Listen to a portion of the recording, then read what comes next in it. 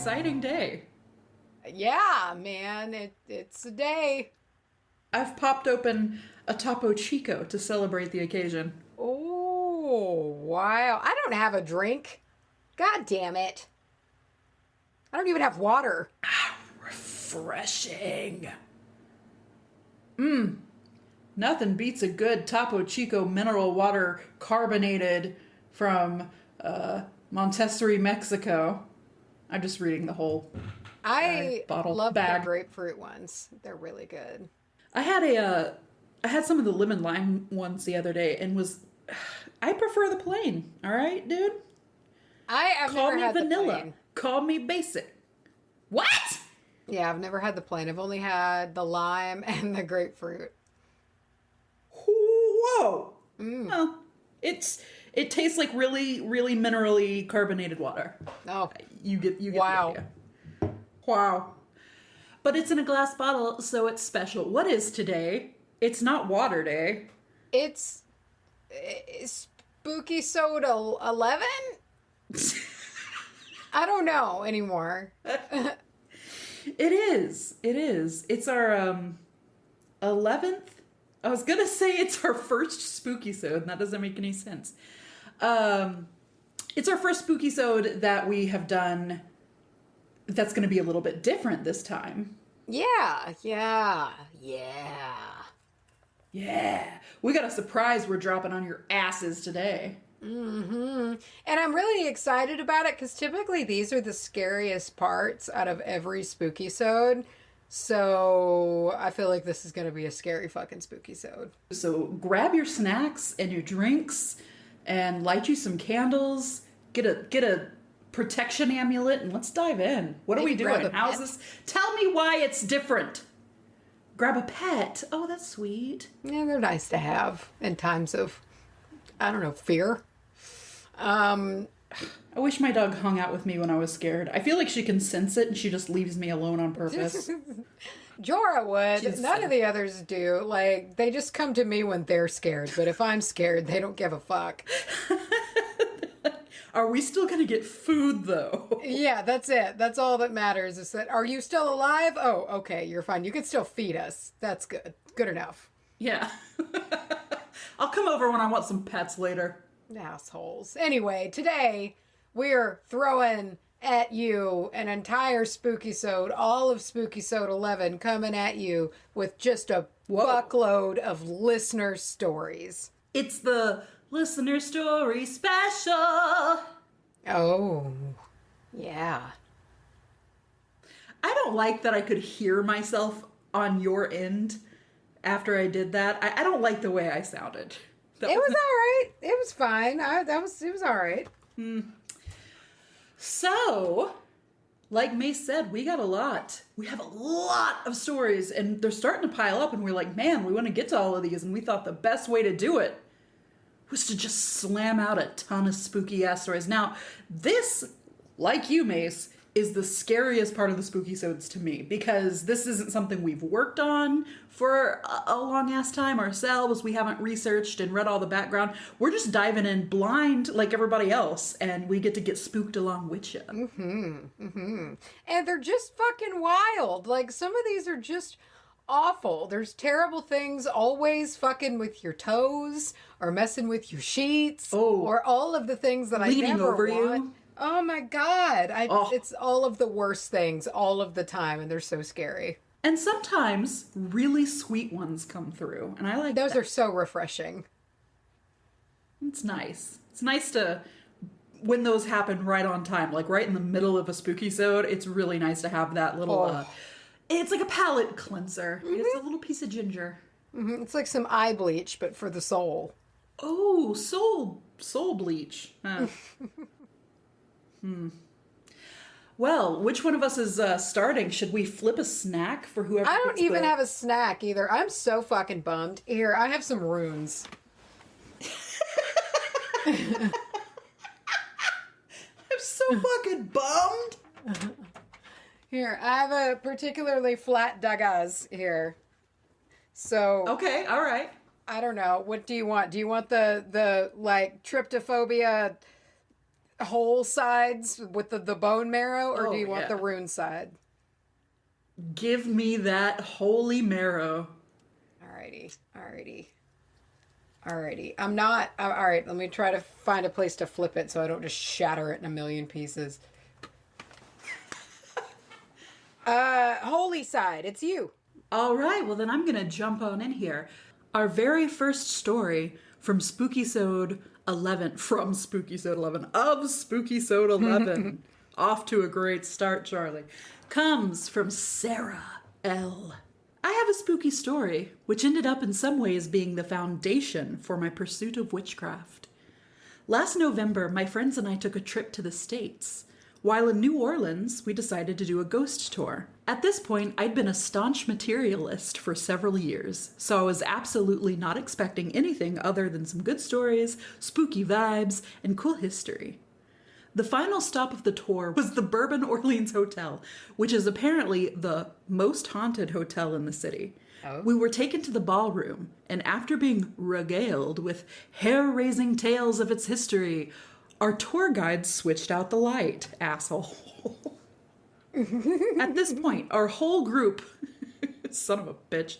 At this point, our whole group was lined up against the wall opposite the ballroom doors. The tour guide was standing by the light switch in the far corner of the room. As soon as the lights went out, one poor lad fled from the room at a run. He just bolted. Me.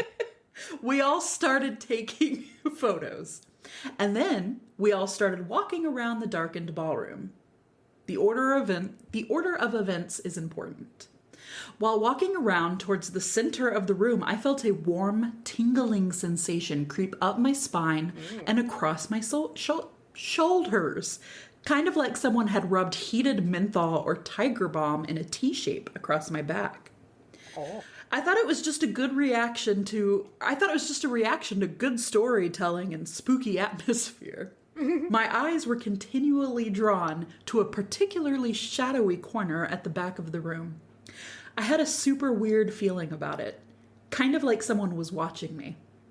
Before I could explore the corner, however, the lights came back on and it was time to leave. I shrugged off the feeling. As you do. As you do. As we gathered back down to the lobby to conclude the tour, I started flickering back through my photos of the ballroom. On the very first photo I had taken, which showed the center space of the room, I noticed a weird smudge in the middle of it. I rubbed at my screen thinking it was just a smear, but no, I zoomed in on the smudge and could make out a very distinct, transparent, humanoid figure, which appeared to be carrying something, like a box or cloth-covered bucket, and my heart just stopped. Or just about stopped. She didn't die in this story, sorry. I'd taken this photo after the lights had been turned out, after the young boy had fled from the room, but before the rest of us had started moving about. No one had been standing in the middle of the room as I took that photo. I looked around the group, and no one was wearing or carrying anything, even remotely similar to the figure in the photo. Needless to say, I was sufficiently freaked out. My skeptical mind kept trying to produce an explanation for it. But eventually, my theories, dark light holographic projector, became less plausible than it simply being a ghost. Later that night, as I lay down in bed, totally different hotel, she points out, I felt that same warm, tingling sensation down my spine that I had felt in the ballroom. Had something followed me? Had something actually been watching me from that shadowed corner all night? I think I got about 2 hours of sleep that night. I know that feeling. As my friends and I analyzed the photo over the coming days, we realized that the figure had what seems to be a motion blur on its head, as if it had turned quickly to look at something. We realized it looked as though the figure had tracked the young boy as he'd run from the room. Just like watching this little kid run away. Just like, what you running for, buddy? Dude, what? I got just like a basket of rolls here. Yeah. That's funny because it was the ballroom, so I can imagine it was somebody just carrying like a cart of apples or something. That was interesting. Something about that New Orleans, man. I'm telling you, I know. What a haunted place. I love it. It's so cool. That should be the that should be the city's new tagline. New Orleans, what a haunted place. What a haunted place. It'll be straightforward, if nothing else. All right, listen. I'm going to throw a story at your face. Are you ready? Put it in between my eyes. That's what I'm doing. All right, this was sent in by Lauren J. I am an empath and a baby witch. I've always experienced otherworldly things like shadow people, spirits, and black-eyed children. Lovely. More on that later. For now, I want to invite you into my day. It's a sleepy Thursday afternoon in Milwaukee, Wisconsin. It's early fall. The sun is shining through my windows, illuminating the leaves of my plants. Occasionally, the leaves sway with the breeze that's coming in through the open windows. I'm alone. The only sound is my phone playing WBAH podcast, Spookysode number 4. Oh, 4. Always Spookysode 4. Fuck Spookysode 4. During the episode, the audio doesn't get cut, but it gets all jumbled. That was an audio issue. It might be. I think it might be. Hold on. The second time I hear the same jumbled interference, but both your voices fade out and another speaks. Freaked, I convince myself it's just something to do with the technology. However, I light a black candle. I'm still listening to the episode as I walk down the hallway towards my living room. Wha-bam! A footstep slams on the ground behind me with such force that the stomp knocked over an empty spray bottle next to me. I jumped and audibly gasped as I whipped around to see nothing behind me. Back to the shadow people. This episode had me feeling so seen. When I was in middle school, my family moved into a new split-level home, and we lived there until after I graduated high school. About 8 years. Around 3 years into our residence at this house, I moved my bedroom to the basement. Not long after, I noticed the black shadowy figure of a man peeping into my bedroom. Ew. Creep. Peeping.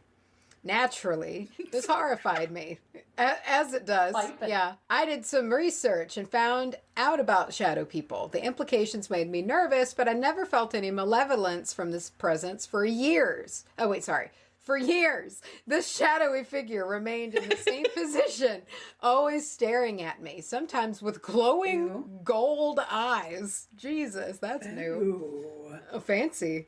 I tried countless things to prove my shadow peeper was just that, a shadow. I tried different curtains, rearranging my room, even a different light setup. He never moved. Needless to say, I finished opening all of my windows and immediately smoked out my house with some sage. Well, I'm happy to tell you that one of those things was audio interference. I can't help you with the shadow figures, but... Yeah, don't... We didn't cause that. We wash our hands of that completely. Okay, and I got it mixed up. Spookysode 4 is the audio issue. The episode that I want nothing to do with is the Black-Eyed Children Men in Black episode. I want nothing to do with it. I don't, like, honestly, like, the amount of emails that we get from people to where that episode has fucked with them in some way makes me so uncomfortable. It is extremely disproportionate because it's always only that one, only ever it's that one. Except like you get the audio thing a lot. Like we still hear that a lot about episode 4. But like when things happen, like people's cars fucking die and shit. Like exactly, it's big shit. It's always that episode. It makes me so nervous. Exactly. Because we have people write in a lot and say, "Oh, I felt really creeped out during the Spookysode," and that's good news to us because it's like, okay, the Spookysode's doing its job. But if something happened, and the one I keep coming back to is a listener wrote and said that she was like in her bathroom and she heard something fall and she turned around and there was a coin that had just fallen from nowhere. Oh yeah. And that's weird because the Men in Black, they love to, They love to like flip coins or play with coins. They will use coins a lot, whether it be just like flipping them or like have, things like that. And it's fucking creepy. Yeah. Ugh. Well, I'm going to move on. We have our first anonymous episode. This is from Anon. Oh, shit. Oh, shit. All right. Hey, it looks like we've got another New Orleans. one. Sweet. Oh, damn. I just listened to your 2018 Halloween/Samhain episode. Sorry, Spookysode. As you told the story of a woman from NOLA for a friend's wedding who had been possessed during a hurricane. I remember reading this story vividly. That story, I remember this one very clearly. Yes, I remember that story. That one is one of my personal, like, creepy. I'll think about it sometimes and be like, ugh. I was, anyway, after I heard that, I was really moved to write this to you. My story happened a few years ago around this time of year, and I've come to realize that I'm not fully over it. It happened at a music festival that my ex and I had traveled to attend. This was not long before we broke up, so we were on rocky ground. I was focused on the bands, but my ex was focused on finding a way to alter his senses, if you know what I mean. Around dinner time, he bummed some weed and was noticeably more cheery, so I was hoping that we'd have a good night, as some of our favorite bands were headlining. We split up, with a time and meeting spot lined up, but when I got there, he was nowhere to be seen. I waited 15 minutes with no luck. I went to the washroom, got us some drinks for the headliners, but I still couldn't find him, and he wasn't answering my texts. I decided to head towards the stage, hoping that he might find me in the crowd. Eventually, I got a text saying his phone had died, and he was mad at me for, quote-unquote, not showing up at the meeting spot. Things were rocky from there. He didn't want to meet me in the crowd, and I didn't want to leave while one of my favorite bands was playing. Fair. I can be stubborn. No, I don't think it's stubborn. I think it's very fair. So we decided on a meeting spot for after this set. I knew he was mad, but didn't want that to... Okay, sorry, I was reading that wrong. I knew he was mad, but didn't want that to ruin my experience. That's why I was so surprised when he showed up in the crowd a few songs later. He found me and he was smiling. I decided to let all the tension from the day go and revel in enjoying the music. Unbeknownst to me, he had found what he thought was acid, and that's why he was in a better mood. That makes me nervous, what he thought was acid. Okay. But as the final headliner went on, which was the Foo Fighters, hey, good shout. He started saying that he started saying that he wanted to leave. The Foo Fighters had just gone on, and I had never seen them before, so I dug my heels in. I said we could compromise. Stay for half of the set. He just walked away from me. And while I consider myself to be a pretty independent person, being left alone in a country that is not my own, at night, in a crowd, it stung. Ugh. He came back a few minutes later, conceding. Though I found out later that he had started to not feel well, but he didn't want to be alone. We stayed for about 45 minutes of a 2.5-hour set, and then I left with him. He had to go to the bathroom, and when he came out, he finally told me that he didn't feel well. It got to the point where he was stumbling, so I had his arm over my shoulder, half carrying him, half dragging him. I wanted be to take him to the first aid. livid. Like, I know that you need to be concerned a little bit, but I would be so fucking furious. Yeah, this is a situation that, like, after it's all over and done with, I'm going to be beside myself. I wanted to take him to the first aid tent, but it was dark and the crowd was monstrous. I didn't have a map or know where to go. Always a good lesson to make note of where the first aid is. We fought our way out of the festival to Uber back to our hotel. Once we got out of the gates, I could tell something wasn't right. My ex started asking where we were, mentioning his childhood neighborhood. It was weird. At this point, I think I knew that he had taken something and assumed he was having a bad trip. It got weirder. So there's a bit of backstory here. I am a medium. The previous year we had visited Seattle, and I had sent out an invitation to communicate to Kurt Cobain. I'm a huge fan. Oh. This is already a long email, so I'll keep this part short. I did connect with him. My ex also has psychic gifts, but he shuts them down. And there have been a lot of weird synchronicities between him and Kurt Cobain. Dude, if you tell me that you, talk to Kurt Cobain, I'm going to flip. If calls up Kurt Cobain, I'm going to faint. It's our first guest appearance! Oh my God! So, As we walked out, oh my God, I see Kurt, I see the word Kurt written out like 6 more times here. All right, strap in. Here we go. So as we walked out of the festival, he started laughing. I asked him what he was laughing at. He turned to me and he said, "You're Tracy." I had a pit in my stomach and that knowing feeling you get when your intuition kicks in. Tracy was Kurt Cobain's first serious girlfriend, and for several reasons, the comparison made sense.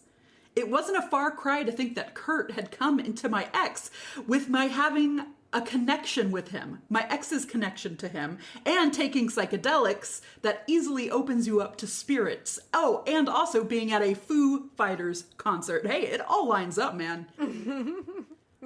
This was October, so the veil was thinning. I know it sounds a bit batshit to say, but I've mulled this over in my mind for years, and there's no other conclusion that has made more sense. But there's more.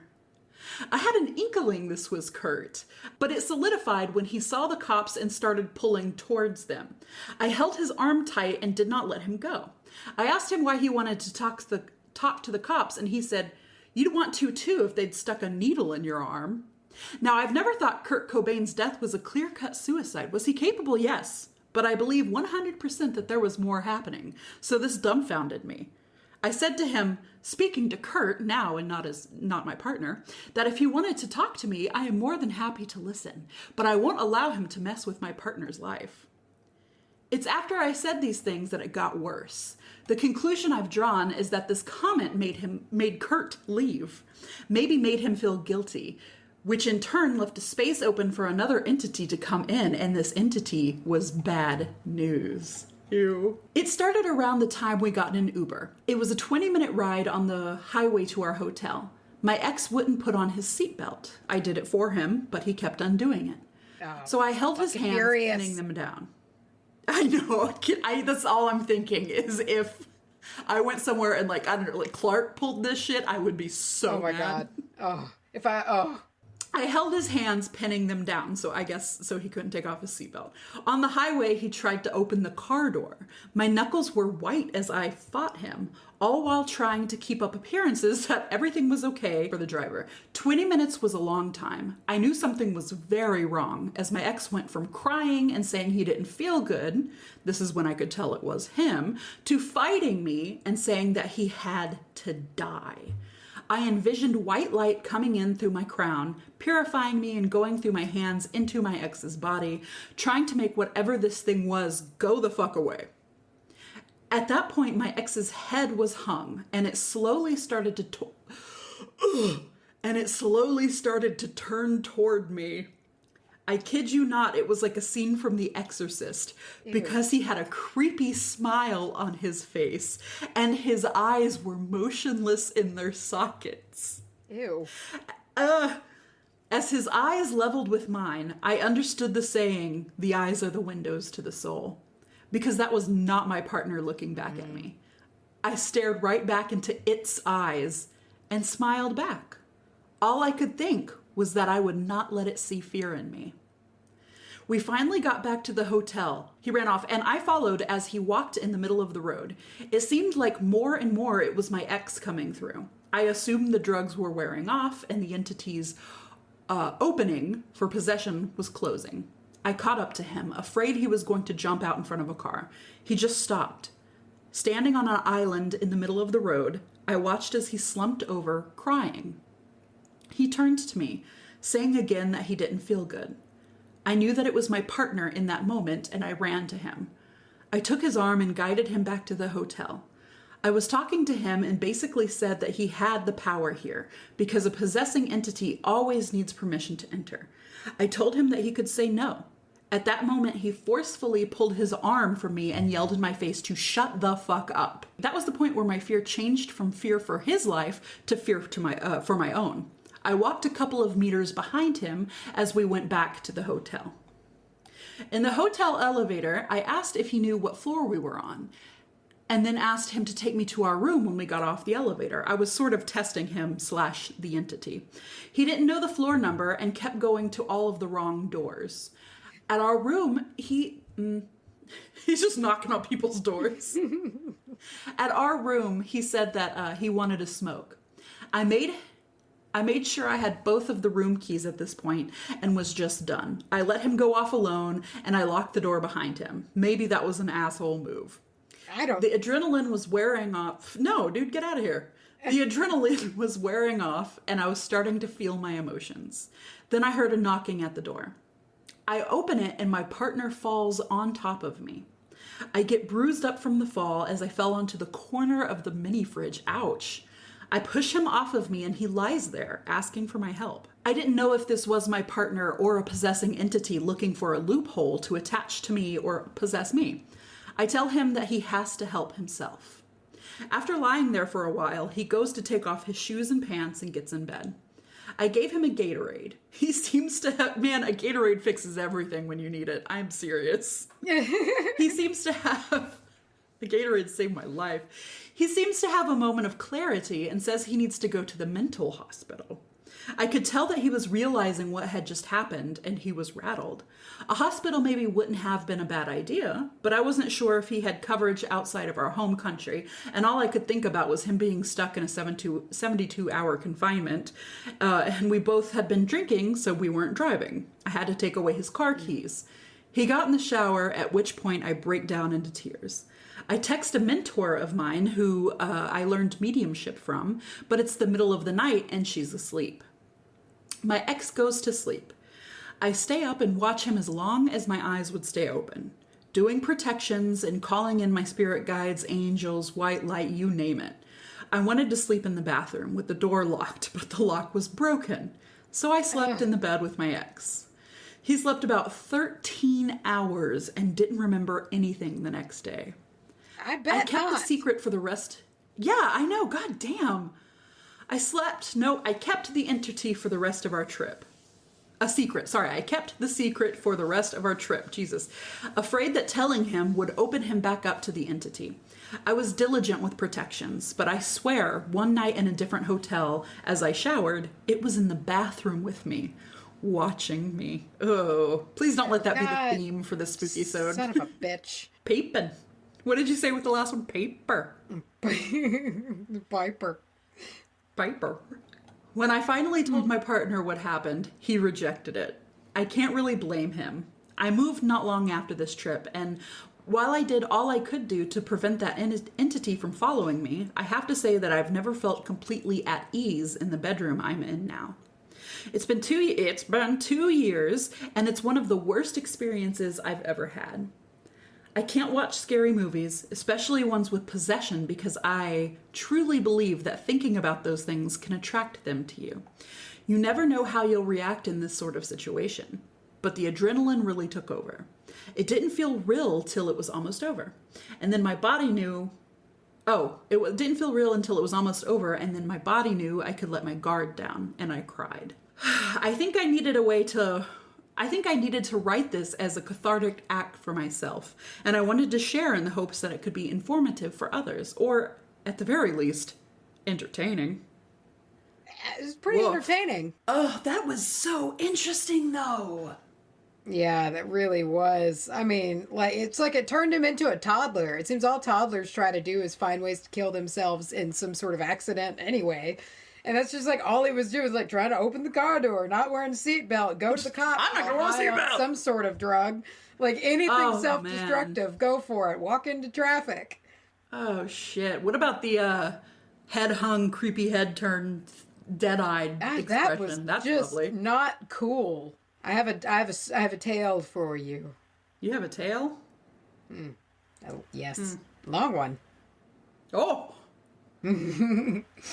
This was sent in by Kelsey, and it has a preface. I work overnight, so it's not uncommon for me to be awake during the wee hours of the morning. On this particular night, I was nodding off on the couch to a familiar film.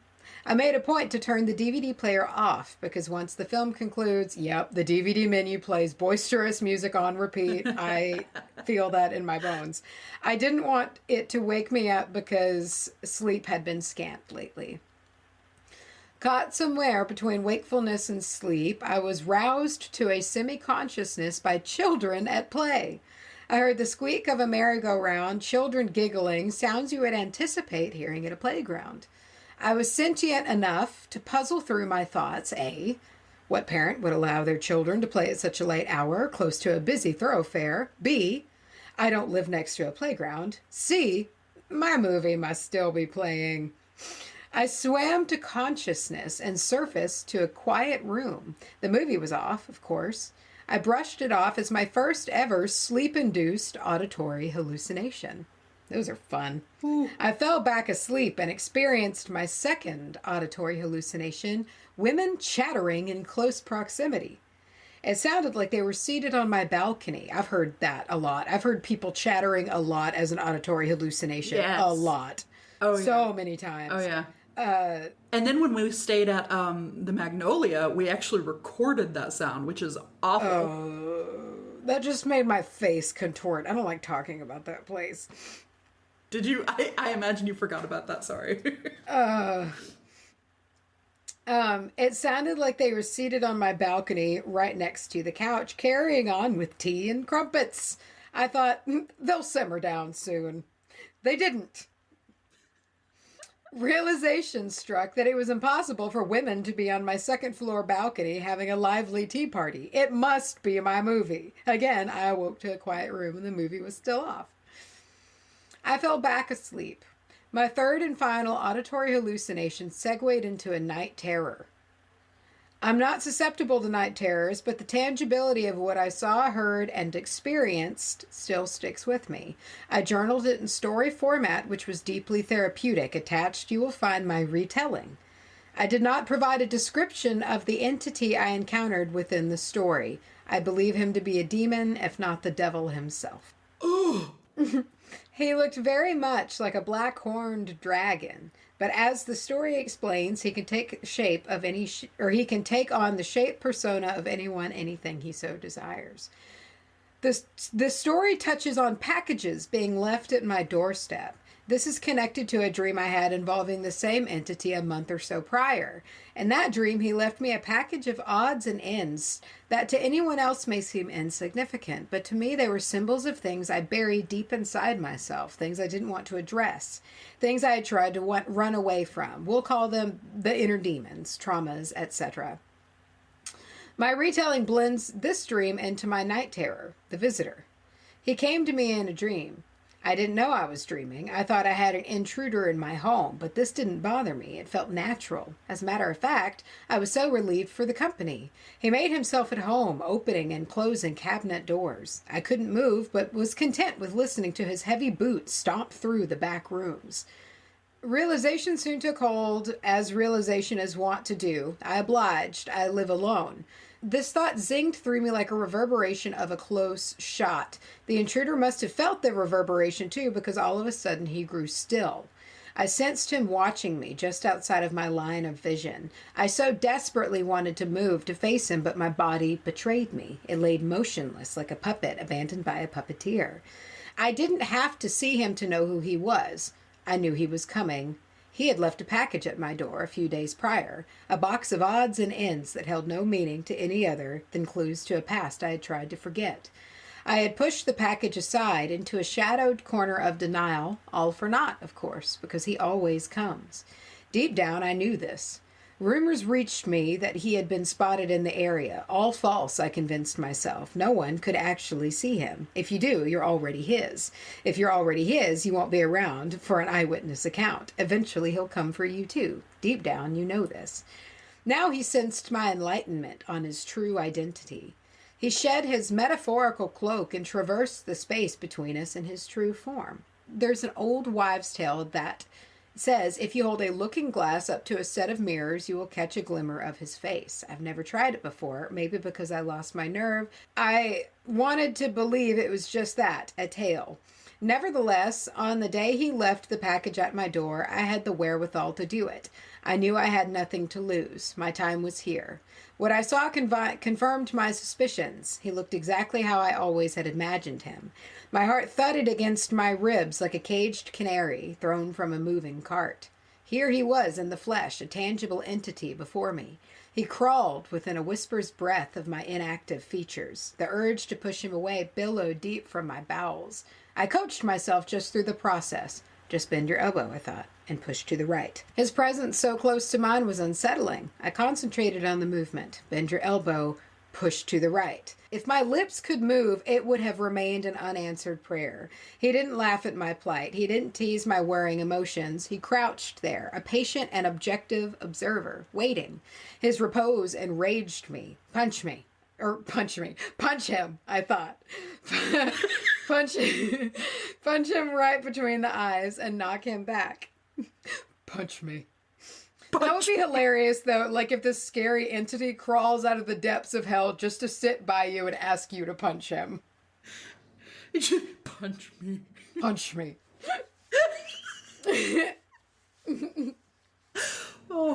Oh no.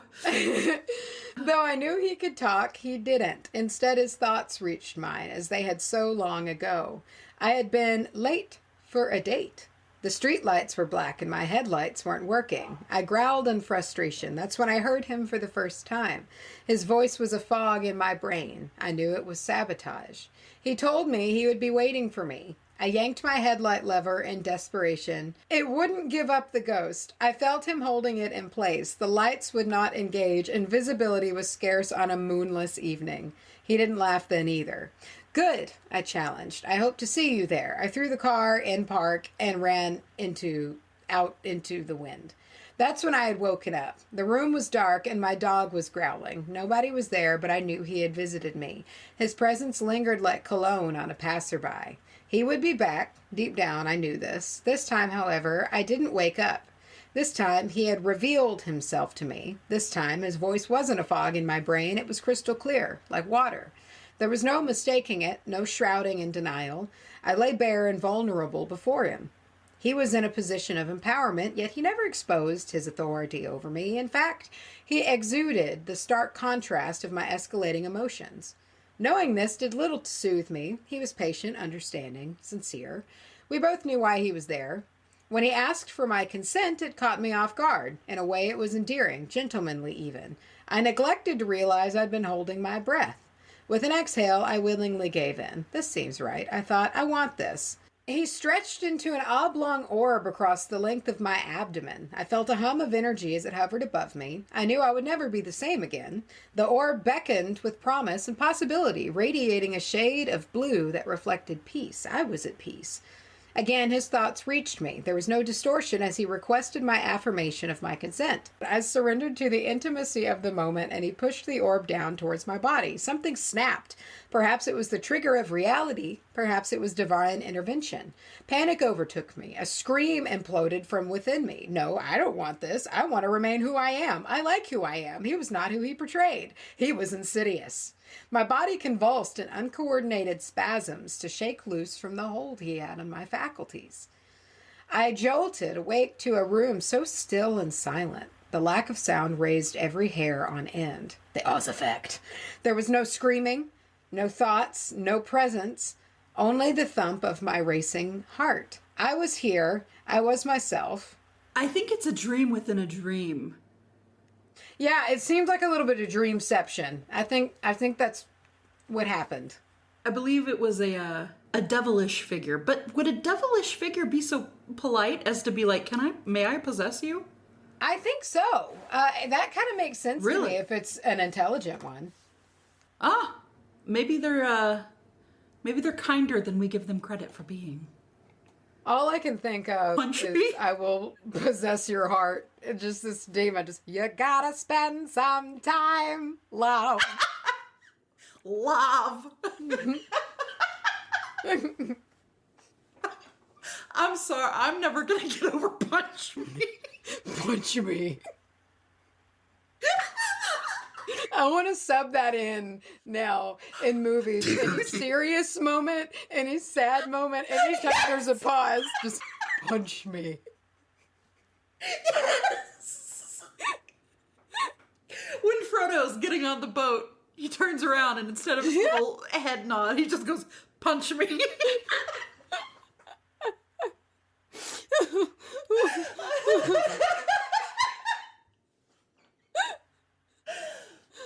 Oh my God. Okay.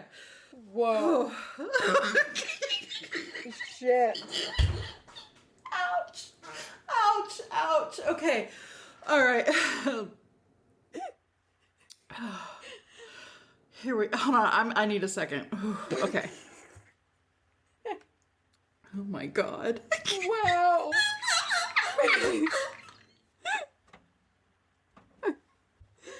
Oh my god. Oh, like when fucking Aragorn stumbles up on Boromir after he's been shot to fuck with arrows. And Boromir's just like, punch me.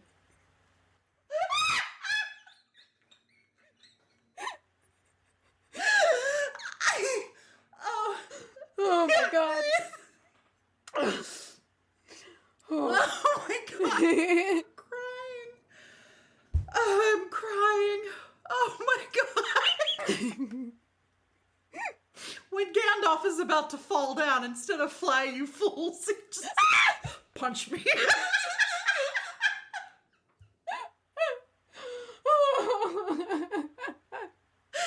Oh. Oh god. All right. Oh, one that would actually make me a little bit happy is like when Liv Tyler walks into the river and instead of doing her horse spell, she just asks all of the wraiths to punch her. If you want him, punch me.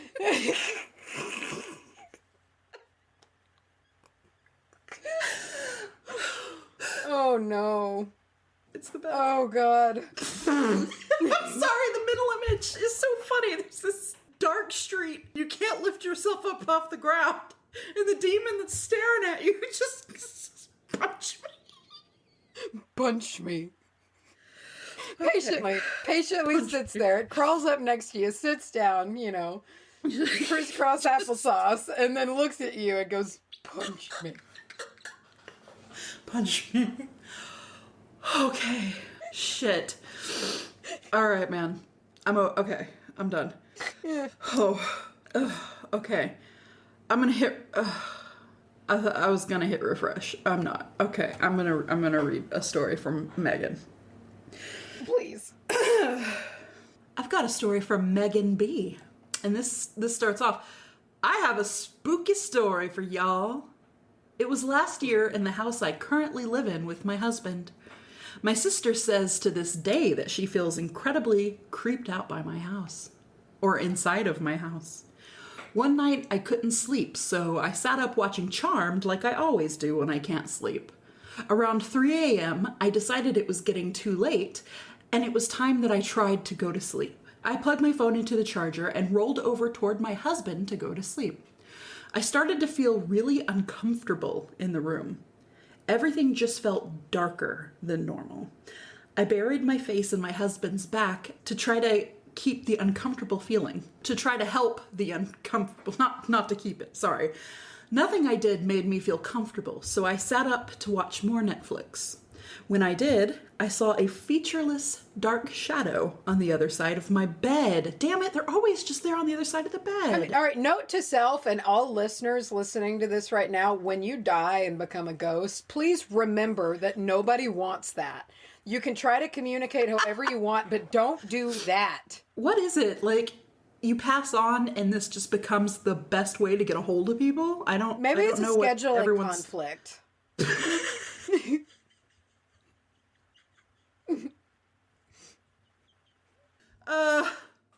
I immediately felt really freaked out and buried my face into the side of my husband again, or into my husband again. I convinced myself that it was just because I had been looking at my phone screen for too long. A few minutes go by, and then out of nowhere, I hear someone yell, "Hey!" It sounded like it came from within the room that my husband and I were still... I jumped up, turned the light on, and woke my husband up in a mess of tears. He held me till I finally fell asleep. For a few weeks after that, I would not go into the house by myself.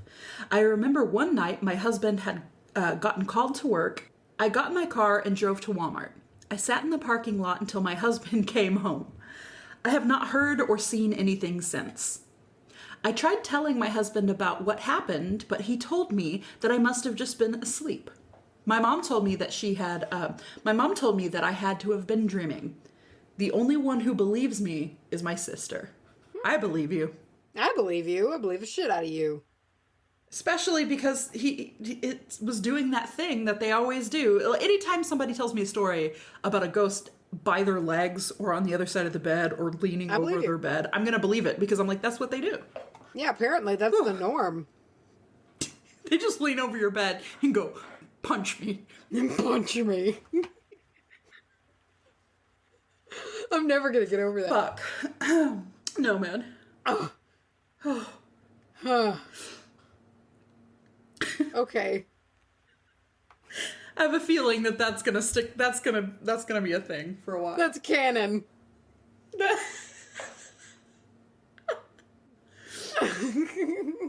Oh no! No, I can't give in to that again. I can't let it take hold of me. I'm not doing it. Ugh, okay. Whew. Okay, listen. This was sent by Ross, and I like this intro. This very sassy intro. Oh, honey, you want scary stories? I've got scary stories for you. Lit. So, if you're highly sensitive to spirits, I highly recommend a good cleanse after this story. Ooh. The night is the most active time for spirits, and every time for about 2 months, I saw him. Let's set the scene. Picture a simple rectangle one-story house with a separate car garage, a conset, I don't know what that is, and trees sprinkled about the property surrounded by cornfields. Cornfields freak me the fuck out. Yeah. Every night, I feed our assortment of farm cats in the car garage and then must walk back to the house. I have regular entities that follow me on my nightly journey. Yeah, because it's cornfield. But when I first saw him, it was frightening, to say the least. Do you know when you are paralyzed with fear? That's what happened. I saw a bipedal, parentheses, bipedal being, picture a werewolf, but with antlers, standing in the shadows facing the house. To say I almost shit myself would be an understatement. I eventually figured out that it was simply in the shadows. But when I tried to get near, it was almost like it got further away without moving, if that makes any sense. So anyway, that happened for a while until one night I got a vision. I was in my room and saw the same being, however, he had changed forms. Now picture a pale, gaunt humanoid with long claws and antlers in my room.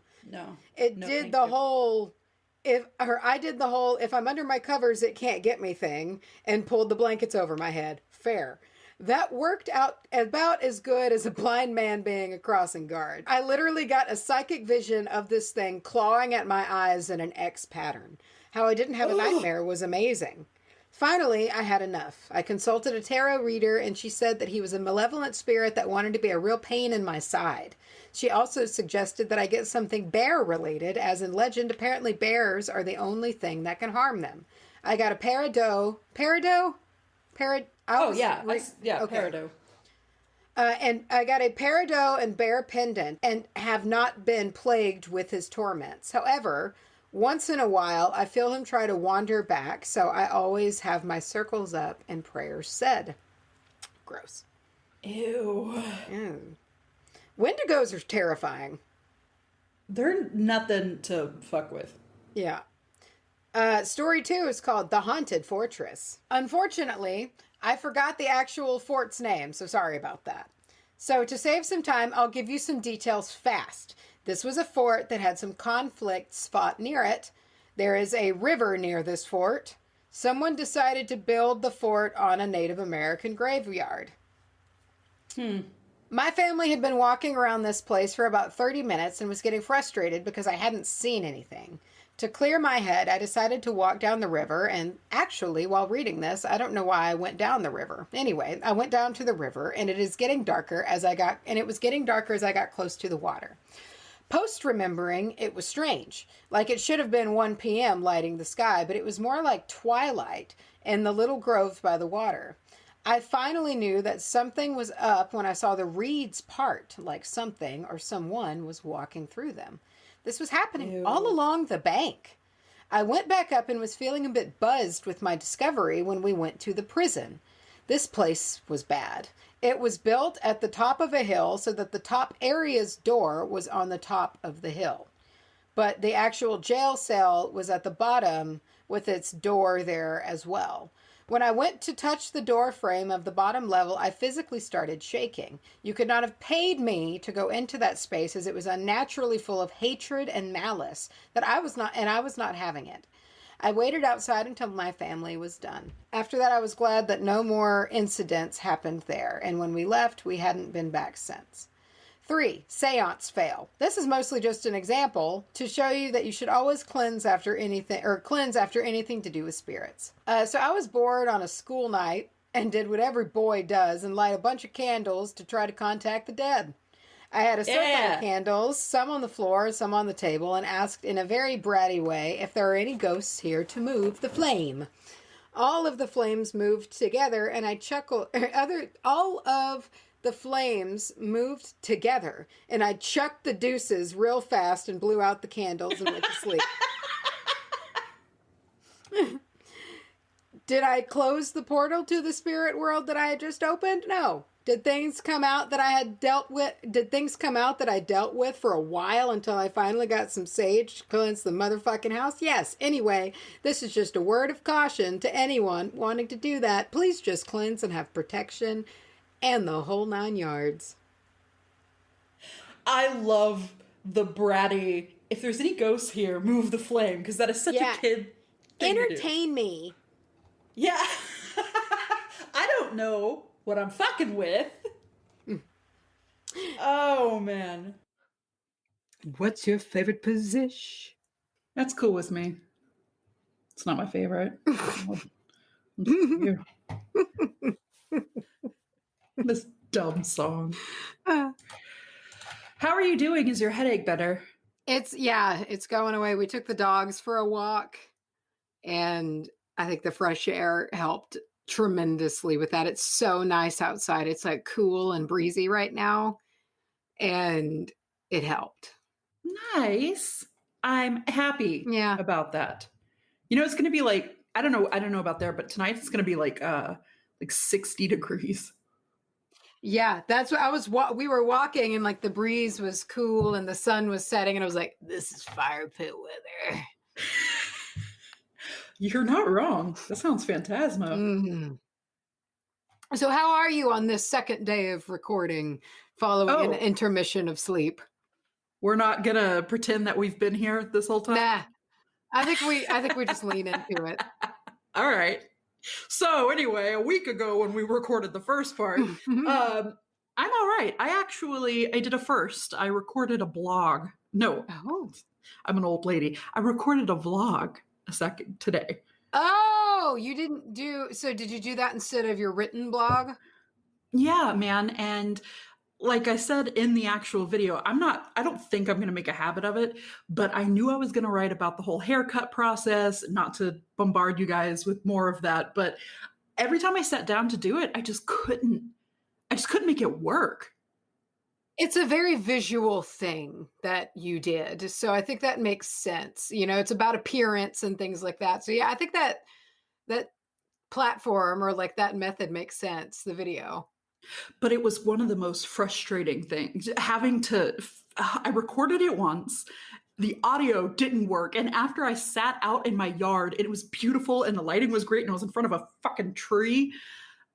And then I get inside and there's no audio and it's just me flapping my jaw. That's gutting. I sat there with my mouth agape for probably 10 straight minutes. That's awful. I'm so sorry. So basically what I'm saying is I'm so glad that it's all behind me, and I'm glad to be sitting here with you, and I'm ready for some spooky stories. Off and on today. I had a sinus migraine about 2 hours ago, so my concept of space and time is kind of scrambled at the moment. I knew we were recording today because I was thinking about it earlier today, but then I just had like temporary amnesia and wrote you and was like, wait a minute, are we recording today? Even though like maybe an hour before that, I was very well aware that was the case, but it's weird. What did I tell you? Fucking October starts rolling around and this shit starts, and it's like I spoke it into. I was fine. I had a work day, and then at like 3 p.m. I started feeling like somebody was digging my eyeballs out, and I was just like, oh, God damn it. Well, that's appropriate for the Spookysode. Yeah, there you go. There's that image for your eye holes. Dude, Okay, on a separate note, I can't stop laughing at Punch Me. I can't either. And I- here's the thing, Charlie, listen to me. No one gets it. No one understands. Like, I tried to explain it because I was making dinner, like Hunter made anything of beans and rice. And Lyra and him were in the living room, and I was just like putting beans and rice in my bowl, just like, and I couldn't explain it. I was trying to explain what I was laughing at, and I could tell it was not landing. They weren't getting it. I know. I tried to tell Clark, and he was like, "Oh, that's funny." Exactly, and it did not work. But I'll just think of it out of nowhere, and it still makes. I have two. Oh, I boy. mean, maybe ever. I don't know if that's ever going to not be funny to me. I hope it never loses potency. Oh.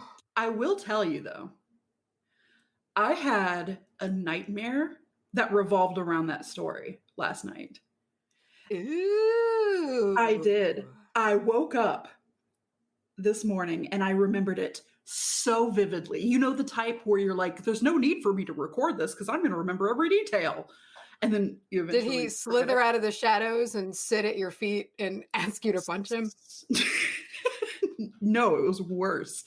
And I don't, maybe I was at your house, but I was like laying there and this shadow creature that looked like almost like one of the Greys, but all shadow, he like came out. Ew. I know. And he like put his hand over my stomach and he asked for permission. Just like it did in the story. I know. And I like agreed to something. And I don't really remember what happened. There was like something about a glowing orb in my stomach. And I guess because I'd made that joke about like getting pregnant by it or something. But I woke up and I was like, what have I done? If you birth the Antichrist, I'm going to be so mad at you. But would I not be just the most legendary goth that ever existed?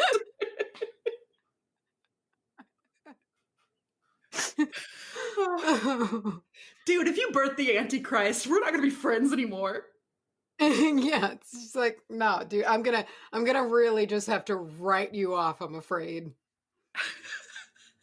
No, you're supposed to be making me feel better. Like, you know, hey, you can't consent to things in dreams. That sort of thing. Thanks. Yeah, I failed at that. Just anyway, now. I did, it must have definitely done something to my psyche because it really freaked me out. But that's spooky. That's a spooky dream. I would have woken up really, really, really bothered by that. Oh, I remember just kind of being in that half awake state for what felt like an hour. And I just kept thinking like, I've done something really bad. And of course, in that state, I could remember all the details, and all the details is what made it worse. All the surrounding information made it so much worse. And thankfully, I'm kind of glad I haven't been able to remember it, but it was freaky. So let's get more freaked out. Oh, yay. Also, if anybody out there just wants to do some like anti-haunting spell for me, just in case, go for it. I think I've got the first story today. You do? And it's from Kinsey. Kinsey, are you... Oh.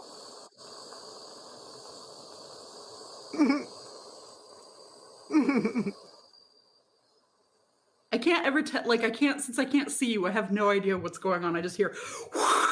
It's my torch. Torch. It's my torch. What was that? What accent was that? It's my torch. No. I'm going to go get my torch. Okay, listen to the story. I don't know. Wow. Don't ask.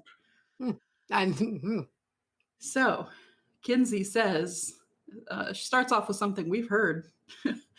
She says, you recently scared the hell out of me when I listened to Spookysode 4. It does that to you. I figured I would return the favor with my scariest personal story. For quick background, I've lived in haunted homes since I was 9, and I've had experiences with ghosts, spirits, and other beings out and about that I'll send you a little bit later down the road. For now, I will talk about the house I lived in when I moved to Virginia for the first time. Living in this 3-bedroom house was myself, my sister, her 2-year-old son, my cousin, and her 2-year-old and 6-year-old sons. That's a lot of energy. The children were insane, and honestly, we weren't much better. Now, this house held its own energy, and it was intense.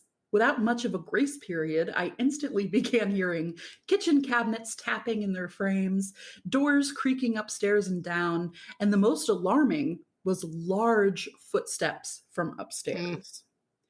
During the day, I was by myself as I worked at night, and my sister and cousin worked during the days while their sons went to daycare. I've often lived in places with activity, so none of this really concerned me, besides the stomping. It sounded like herds of elephants stampeding back and forth across the master bedroom. The upstairs concerned me, and I hated going up there and only did it for sleep.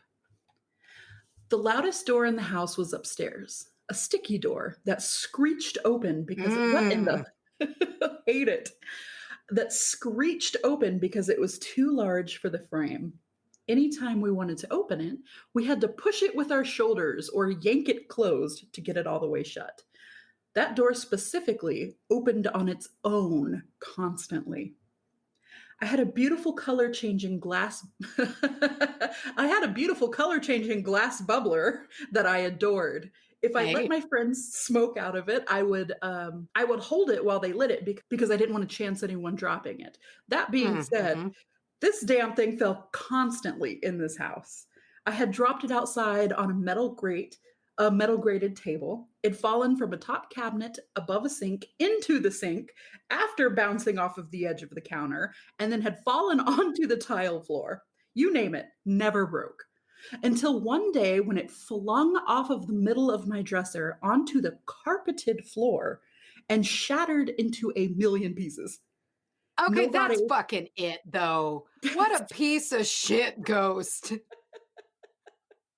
Nobody like, that's what you're going to come back and do is ruin this person's prized bubbler? Fuck you. That you've seen them drop a bunch of times or seen it fall and it didn't break. Yeah. And you're like, I'm going to break this on fucking carpet. Ugh. Nobody was near the dresser when this happened. This instance with the bubbler happened after a very high night with my cousin when we named the ghost Julio. My sister scolded us for naming it and paying attention to it because, although she denied its existence, she said we were giving it power by speaking it out loud. After the instance with my bubbler, we named it Julieta because it was being a bitch. By far my dumbest move, but I can honestly say that I was in a pretty mentally unstable place in this house, and that this being took advantage of this, because soon I knew it wasn't a ghost. This was a demon. Oh. The atmosphere in the house quickly began to disintegrate as the three of us spiraled into horrific fights with each other, backstabbing, talking shit to each other about one another, talking shit to the other about each other in a terrible spiral where everyone was angry at everyone. The energy grew so dark that it came to an apex one Valentine's Day that we now call the Valentine's Day Massacre. It was the worst fight. I love it when you name a fight.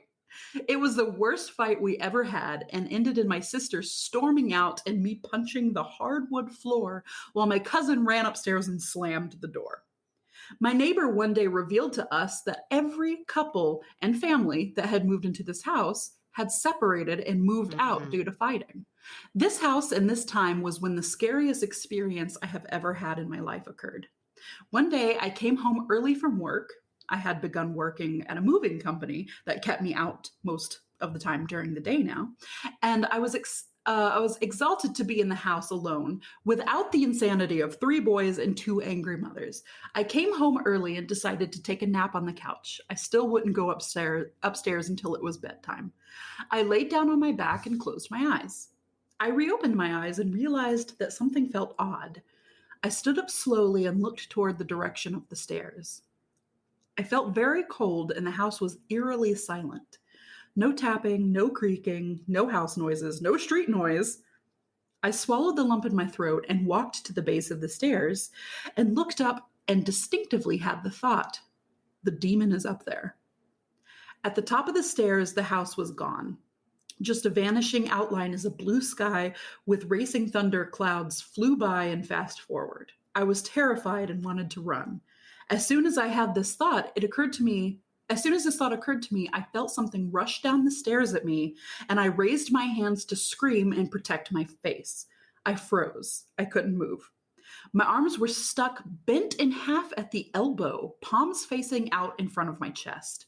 My mouth and eyes were stuck open as wide as I could get them and began to hurt. My body, stiff as a board, began to fall forward in slow motion, where it froze 2 inches above hitting the hardwood, parallel to the floor. My body then rotated, still hovering, to face the ceiling. My head pointed at the front of the house and my feet down the hallway next to the stairs. In one swift movement, I was yanked down the hallway. I opened my eyes and I was lying on my back on the couch, eyes wide, mouth open, frozen. My arms were still bent at the elbows with my hands out as if I was trying to push something away. I couldn't move and I began to sweat. I began moaning, trying my best to scream and to move. And that's when I saw, as far back as my head could look, a giant black mass. It was a shapeless black mist. The spell broke after 30 seconds. A minute? An hour? I honestly couldn't say. I flung myself to the right of the couch and crawled to the door, where I was finally able to move my feet, and ran outside without a coat or shoes. I stayed in the driveway and called my sister. She wouldn't be home for 2 hours. I waited out in the driveway until she came home. After this, I began staying with my boyfriend and rarely came home. When I did, I would wake up in the mornings with my door closed and locked. I never slept with the door closed, and I still don't. We moved out shortly, and my sister, my cousin, and I did not speak for 6 months. We don't talk about that house anymore, and we are all great friends again, just like when we first moved in. That house was evil, and I will never go back to it or even drive past it. I don't know what happened that day, and I'm so thankful that whatever that was hasn't followed me and has stayed put. Ooh. Gross. I see a theme. Again, we've got I do a too. situation. It always happens. Yeah. There's dreams where you can't move and you're pushing things away with your arms. Crazy. Mm-hmm. Mm-hmm. So this next tale was sent in by Bella. Swan. I'm sure she's never heard that before. Super original. I'm a 16-year-old witch. I started practicing at 14, but started researching at 13 so that I wasn't going in blind. Smart. However, even before then, I'd noticed that I knew some things and could do some things that I brushed off until my mother told me that her mother and grandmother and so on were psychic. I try not to say psychic because there's a lot of cliche connotations that people judge about it. I just call it my witch shit. Yeah, that's fair. Yeah. It started when I was 12. I could tell if a dead relative or loved one was attached to a person if I concentrated on them. It was really confusing at the time and I didn't understand it. Flash forward to me being 15. I met one of my mom's friends and immediately got this feeling that crept up my spine and a weird feeling at the back of my neck. I've had this feeling before. When I met my great-grandmother, and in general, sometimes when I meet people, usually older, it took me a while to realize that feeling always came with the person was going to die soon. My great-grandmother, my other grandmother's friends, and other people, I got that feeling and they passed away either a week, months, or as far as 2 years later. But when I met my mom's friend, I got that feeling and it didn't let go. I soon found out it was my best friend's dad who I hadn't met yet. A month later, he was diagnosed with lung cancer. I felt horrible not being able to tell him that his dad wasn't going to survive, but it gets worse. His dad died last year, April 9th, a week before my friend's dad was almost comatose in a way. I was lying in bed trying to go to sleep. My old room had a huge mirror in it on the counter. You could see the whole room through it, including the corner between the door and the wall. I'm literally shaking right now because it was so scary. I'd always been around ghosts and I was not used to them, and I was used to them, but not like this. I noticed it in the mirror. It was tall, about 6'2", my friend's Ugh, dad's height. What? I don't like it. Hey, me either. But here we go. I hate it. My friend's dad's height, but everything was stretched out. His arms, eyelids, fingers Oh. were long and knobby as it stood between the door and the wall in the corner. It was all red and fleshy looking. And the sadness that permeated from it completely tore me. Its eyes were like black holes. I knew it was my friend's dad, and I could tell he knew that I could see him. He was almost glitching in and out of place at one point, and at one point he was right in front of me. I got his message loud and clear. He wanted me to be there for his son, like any good father. He had made a lot of mistakes before, and there was so much guilt. He left after 2 minutes, but it felt like an hour. I don't know why he looked like that. Maybe it was a reflection of all of the sadness he felt, but it shook me up. I know it's a long story, so cut out any part you want. Recently, my witch shit has amplified. I made a connection with a dead relative of another friend and received the most vivid thing I have before. I felt utter horror, disgust, and it was terrible. I looked around and all I saw were dead US soldiers in the old issued uniforms on the ground, and ash was everywhere. I heard screams. I just started crying and screaming, but at the same time, I knew that this was a projection on to me from this relative. After that, I found out it was my other friend's great-grandfather who served in World War II, and he died before she was born. I'm okay, though, and I deal with it in healthy ways, and I see a therapist for that stuff and some mental stuff.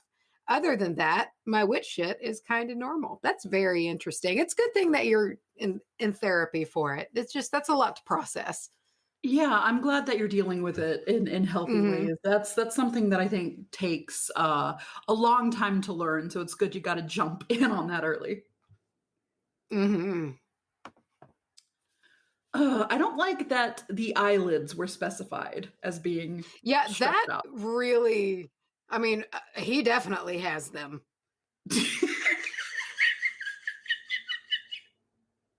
If you have them. Oh my God. Sarah. No, our next story comes from Sarah. Sorry, I'm not just going to say Sarah. My practice involves. Sarah, punch me. All right. My practice involves a lot of shadow work with nature and animals, art and spirits. This takes me into something that happened to me in the past months in my home. So I've always been sensitive to energies, and so has my husband. But in the past year, I've been intentional about confronting my shadow self and learning to trust my intuition. I currently live on the west side of Chicago, and if you've been there, you know how old some of the buildings can be. My apartment was built in the 1920s and has original wood floors, hand-painted tiles, and tin walls in the entry. It's gorgeous and Yes. obviously, I know, and obviously has a lot of history. And I live there with my husband and 2 cats. After a few months in the apartment, we became aware of a small trickster spirit that lived there, but never seemed malicious. Mostly it would just bang on the walls or knock things off tables until we acknowledged it. It just wanted our attention for the most part, and we weren't bothered by it. However, around Samhain last year, I started feeling like I was being watched at night while I was in my bed. Initially, I chalked it up to my anxiety disorder, but it was getting so bad that I was waking up with panic attacks and scared that there was somebody in the apartment. My husband would help calm me down and then check the apartment, but of course, nobody was ever there. However, when he checked the house, I still felt like somebody was there, and I could feel eyes watching me constantly from the doorway into my bedroom. Yuck. Gross. This continued for a while until one morning when my husband had to wake up around 4 a.m. for work. He works at a coffee shop, so he has to open the store occasionally. Lit. On these days, he'll wake up, shower, and then say bye to me before he has to go. This morning, however, I heard him get up and start the shower, but started feeling the same intense dread and feeling of being watched as I had before. I opened my eyes. There, backlit from the bathroom light and looming just inside my bedroom door, was a tall, black pillar of smoke. I froze for a minute, stunned, and then bolted up, but it disappeared. Convinced I was just losing it at this point, I laid back in bed and tried to drift off while my husband finished his morning routine. He was surprised by how awake I was when he came to say goodbye, but he kissed me, said he loved me, and he would see me later, and then he left the house like normal. I heard his key turn in the door behind him and was determined to take advantage of my last couple of hours of sleep.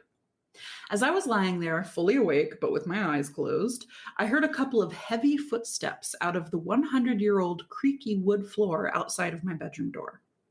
Scared out of my mind, I tried to bolt up and open my eyes, only to find myself completely frozen in place and unable to move, speak, or open my eyes. However, I became fully aware of my surroundings, like I could see the room from a perspective above my own body, while also being in my body at the same time. As I was frozen there, a heavy lurching figure entered the room, mumbling under its breath in sounds I couldn't understand. Oh, Lord. Okay, as I was frozen, I can't even read it. As I was frozen there, a heavy, lurching figure entered the room, mumbling under its breath in sounds I couldn't understand, but soon understood to be reassuring or caring. As it got closer to me, I could tell it was trying to project to me the presence of my husband and his morning routine of saying bye to me before work. Ew. But it all felt wrong, and I knew he was long gone by now. I hate this. That might be one of the worst things I've ever heard, and I'm not exaggerating. That might be one of the worst things I've ever heard. I fought against my paralysis as it reached out to touch me. Finally able to mentally scream no and push back energetically, it paused and then turned to leave, still muttering under its breath. As soon as it crossed the threshold, I could open my eyes and move again. That evening, I told my husband about what had happened in vague details, mostly about seeing a shadow and feeling something enter the room. I was still half convinced that my anxiety disorder was trying to play tricks on me, but I had never had sleep paralysis before, and I had been awake for all of it. It didn't feel right. My husband trusts my intuition enough to be concerned. We decided to keep an eye out for anything weird.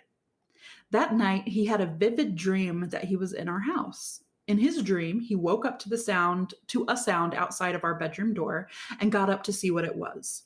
Once through the threshold, he turned to his left and came face to face with a tall, black, smoky pillar. He immediately felt an overwhelming dread, but described also feeling from the pillar the overwhelming want to go into the bedroom. He turned and ran back into the room. After telling me about this the next morning, he never has vivid dreams like this, and I had never actually described to him the smoke pillar. We decided that whatever was in our house had to go. We saged the place and it left, but it would come back every couple of weeks. I'd have the same paralysis and then we'd cleanse again. While this was getting frustrating, I was also realizing that I could force it away quicker each time. Of course, I was getting sick of this game. So at the next full moon, I cleansed every day for a week leading up to it. On the full moon itself, I called in all ancestors, angels, and spirits of light who would protect our home. The cavalry. And the people and animals inside of it. Since then, we've had no problems. And even the small trickster who would knock on walls was pushed out to the basement of the building. It watches as you do laundry and sometimes flashes the lights now. I hope you enjoy the story and you're as spooked reading it as I was. Also, any insight onto what that thing was would help so I could continue to keep it away. I don't know. Something that was trying to impersonate your husband, and that is the worst. Yeah. I don't like that. I don't like any sort of impersonation. No. Things trying to make itself look holy or like something that's not good, man. Can you imagine? That's intelligent. Oh, and it's trying to do something to you. Can you imagine just seeing like this shuffling figure in your room trying to talk like Hunter? No, I would actually no. I think could actually have a heart attack. Yeah. Yeah. Woof. I mean, like, I get palpitations sometimes that make me think this is the end. I mean, if I just get those sitting on my couch, I, Then yeah, an intelligent haunting might actually that might do me in. the final straw. Wow, that apartment sounds fucking sweet. I though. mean, yeah, and I could deal with Aside a trickster. Yeah, he's fine, but fuck the lumbering dude. Mumbling, trying to make human words. Yeah, Ugh. gross. All right, I have a story to you from Shelley.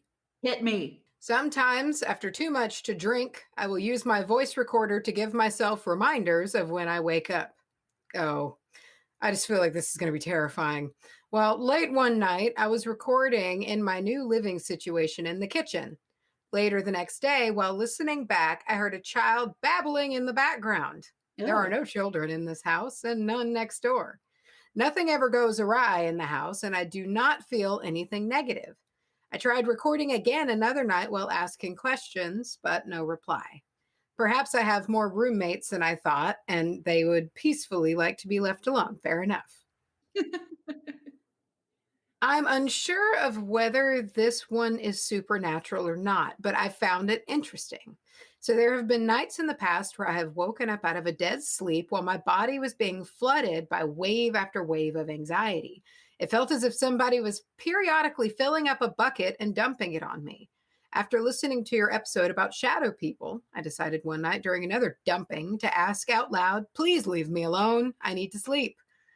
I have not had these experiences since. What a little shit, whatever it was. But at least they had the decency to fuck off. That was it. Short and sweet. Man. I think they usually do. I think a lot of the times they just don't even know that what they're doing is super annoying. Do you ever catch yourself like doing really annoying, like I'll just shake my leg incessantly, and every once in a while Clark will be like, can you please stop? And I feel like that's what it's like. They go, oh shit, sorry. Oh God. Oh. Oh my. You didn't like it when I was babbling into your voice recorder? Okay, noted.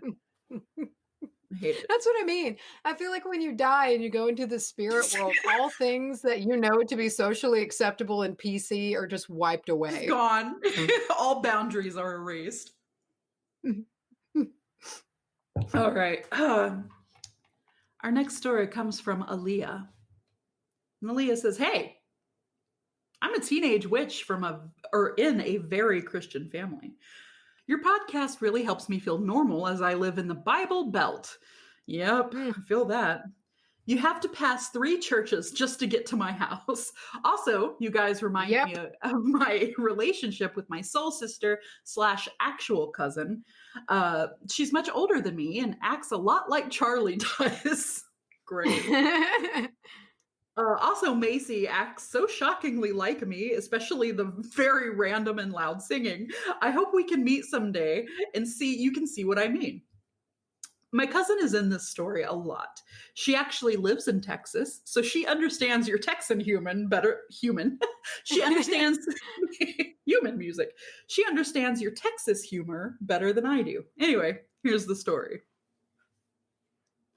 By the way, I just want to say, I don't love it that she said she's much older than me and then compared her to me. So that's great. You're fine.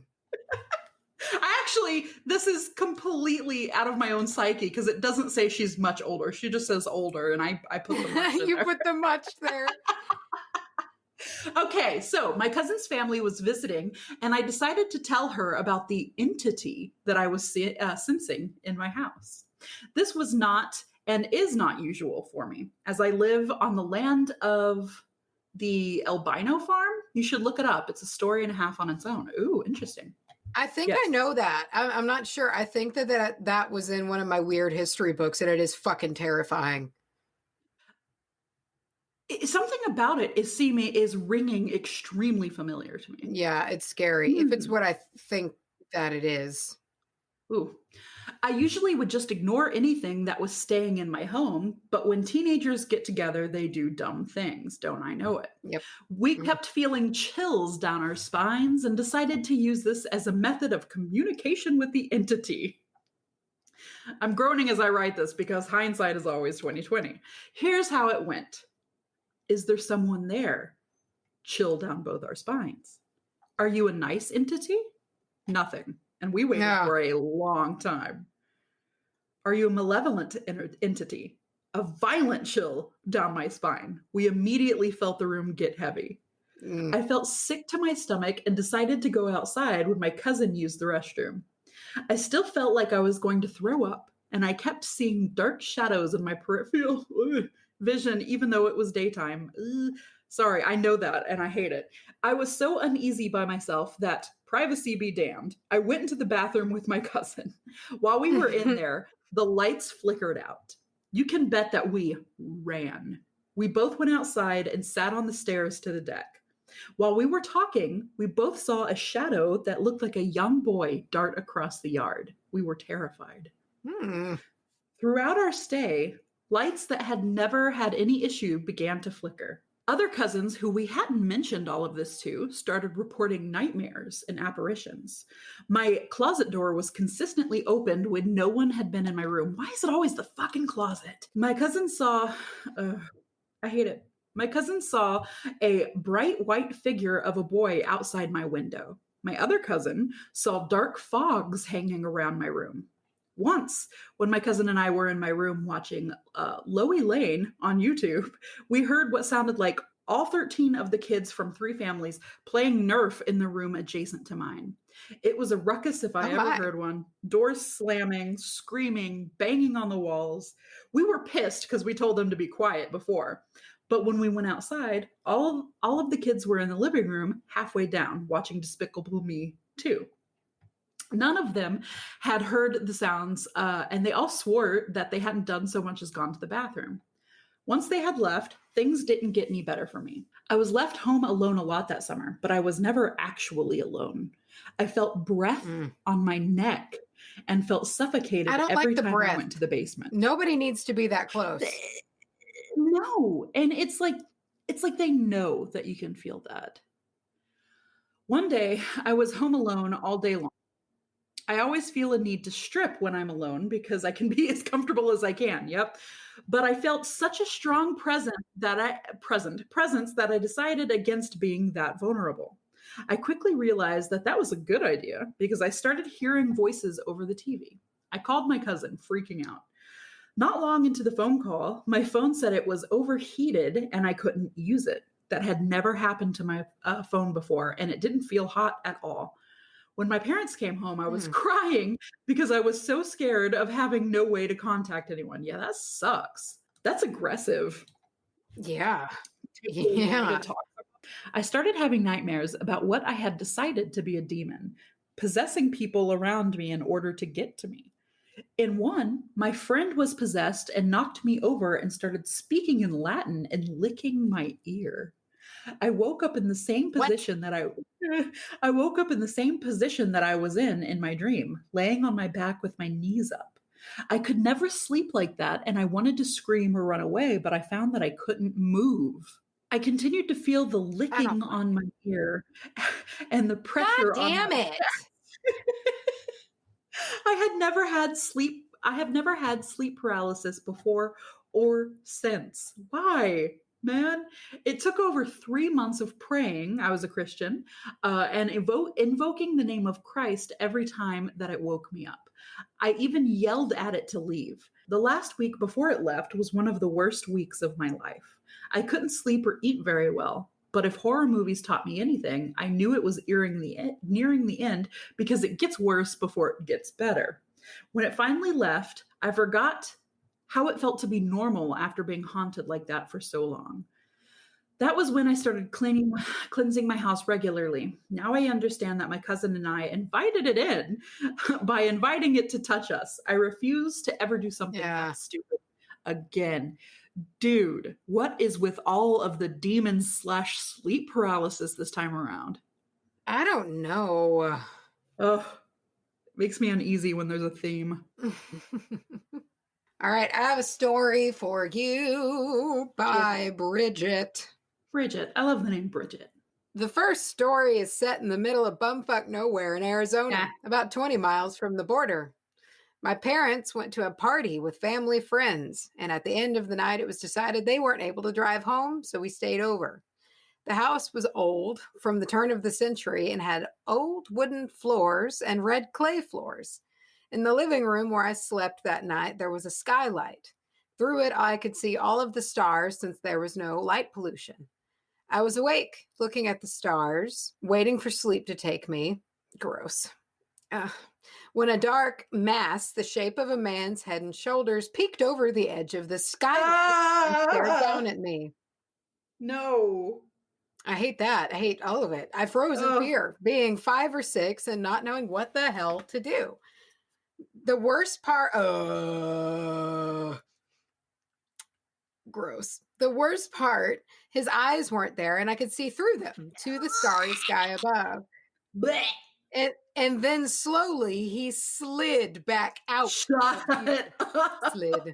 Slid. You kind of know it's cracking me up. You know that dream you had of the slithering MIB dude? Yes. Yes. Yeah. Oh. It was scary when I dreamed it. Not like when he leaned over the skylight, but like when someone pretends they're on an elevator behind a couch, just slowly moving out of sight. Creep. Ew. Then I heard sliding on the roof towards the front door. I immediately got the fuck up and ran to the guest bedroom and cannonballed in between my parents to sleep for the night. Yep. My mother asked about it in the morning, but for some reason I told her I was just scared of sleeping alone in a new house. I didn't tell her about the shadow person. I never saw another shadow person at that house, though I did hear voices of footsteps occasionally. Nothing that filled me with as much terror as that dark mass.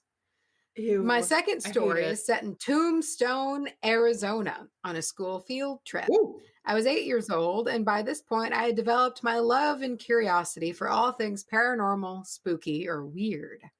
Our class was getting ice cream at the small shop in Tombstone, but I didn't like ice cream, way too sweet, and I wanted to save my money for something else, so I naturally decided to wander off, which I'm sure put my teachers in a mild panic attack when they found me missing.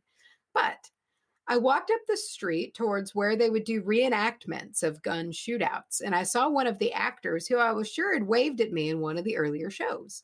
I didn't know why, but I decided to follow him. He turned a corner into a narrow alley, and I followed him. Just as I turned the corner, I saw him walk through a brick wall and vanish. I was so excited I saw my first full-body apparition. I told all of my friends, and none of them believed me, but that didn't squash my excitement. My third story is less of a story and more of an experience and information my coven have found out through using a Ouija board. The board is a huge part of our practice as witches, and we use it to communicate with our spirit guides and our goddesses. However, we know how to use it safely, should anything nasty try to get in.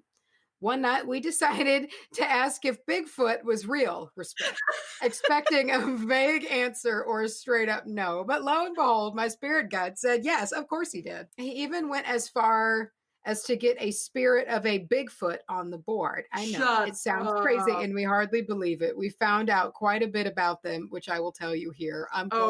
Charlie, you're going to have to peel me off my ceiling. I'm so ready. Oh, shit. All right. First thing, they don't like being called Bigfoot, which doesn't surprise me at all. Me either, honestly. Could you imagine if someone called us by our body features? So rude. But they did tell us that they have nationalities similar to us. The brown-furred ones that are commonly seen in North America are called Yurs. Yetis are called Yed. They find us fascinating as well and like to study us. That I have heard before, is that a lot of times they're just like looking. Macy is right when she says they are interdimensional creatures and they can easily plane walk between our plane and theirs. To them, it's like going to a corner in the store to pick up some milk. Their population is very small, I think 40,000, perhaps more. I forget, and I don't have my notes with me. They are shocked at how large our world population is. They don't understand our religions, but most of them are peaceful. They come to our plane to collect herbs and stones for their own practice, and they are able to cloak themselves from sight. I believe that. They will also make howling noises to scare off our natural predators and even us as well to find each other like wolves. They are fascinating people, and we have left offerings to the one who frequents our area in an attempt to bridge the gap and maybe have a conversation. Man, maybe you're talking to him. Who knows? I know this all sounds completely insane, but the world and the universe is a strange place, and I, for one, can't wait to find out more secrets. Look, listen, Bridget, I fucking believe you, okay? I believe every word I just read.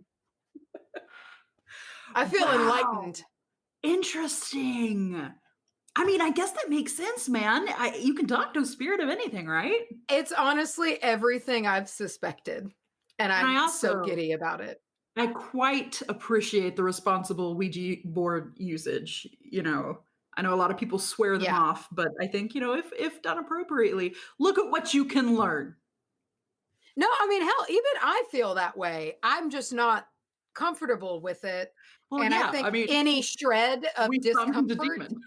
Exactly. So like I feel like it's just something, if you're going to use it, you don't even need a shred of doubt or discomfort. Like it needs to be, and I just don't have that. And I don't think, you know, I think a lot of people don't. And so it's just like, I feel like if you can't go in there like a shining beacon of don't come out of that board unless we say so, then I can't use it. Unless you're Bigfoot, then you can come out and talk to us all day. Honestly, if you're Bigfoot, you can just come on over. Come have some tea with me. I'll make you a pie that you can steal off my porch. Aww. And I want to know everything about you and yours. And we'll tell you all the stuff about us, and we'll be like, I don't know why we do it either. Yeah, honestly, you probably understand us better than we understand us, Sasquatch. We can't call him Bigfoot anymore. He doesn't like it. Oh, yeah. Oh, that does make sense. How would you like to be like, I'd be like Big Nose Charlie. There's a species of big nose in these parts. That would be awful. Yeah, it is very derogatory. Macy, you'd be like Big Scab Toes. Yeah, I that's exactly right for some reason. How you feeling after all these ghost stories? Let me cut to the chase. How's your mental health? It's honestly fine, but because I've had to really stay on top of it. Are these stories interfering with your happiness? They're not making me happier. We'll say that. Macy, if you need somebody to talk to, if you need to decompress after this, I've got a way that you can connect in a safe and private environment with a professional counselor. Please tell me what I need to do this. You can head on over to BetterHelp, and they will assess your needs and match you with your very own professional, licensed therapist. And you can start talking to them in under 24 hours. But like, that sounds like a lot of work, dude. I'll have to like get dressed and I'll have to leave my house. And I just don't know if I want to be sitting in a terrible waiting room. No. Listen, you put those pants down. Don't worry about it. You can do all of this from the comfort of your couch, from your home. You can send a message to your counselor. That's a text.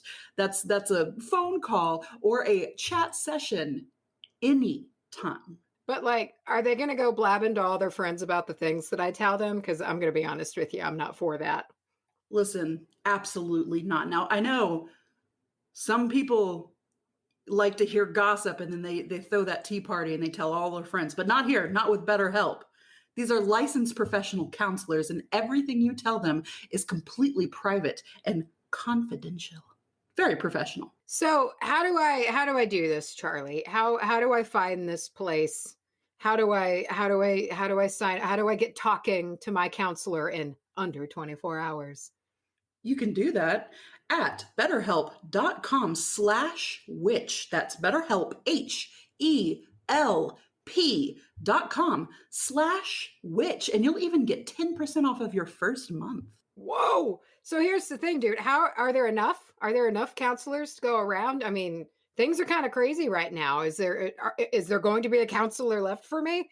Way ahead of you there, man. Way ahead of you. So many people have been using BetterHelp lately. They've been going out of their way to recruit additional counselors in all 50 states. So you'll be covered. There's going to be somebody just for you. So just to be sure, one last time, in order to get going on this, I go to BetterHelp, that's HELP.com/witch to get 10% off my first month. Absolutely. I'm so glad we had this chat. Oh, me too. So day 3 here of recording the Spookysode. Wow. We're gonna jump in, break up the spooks a little bit with some comic relief, I guess. Is that what this story is? This is a... Oh no, I just meant us coming in and saying, "Hey, it's day 3." Yeah. Kind of reset. Which I'm curious. So you're going on a little date, right?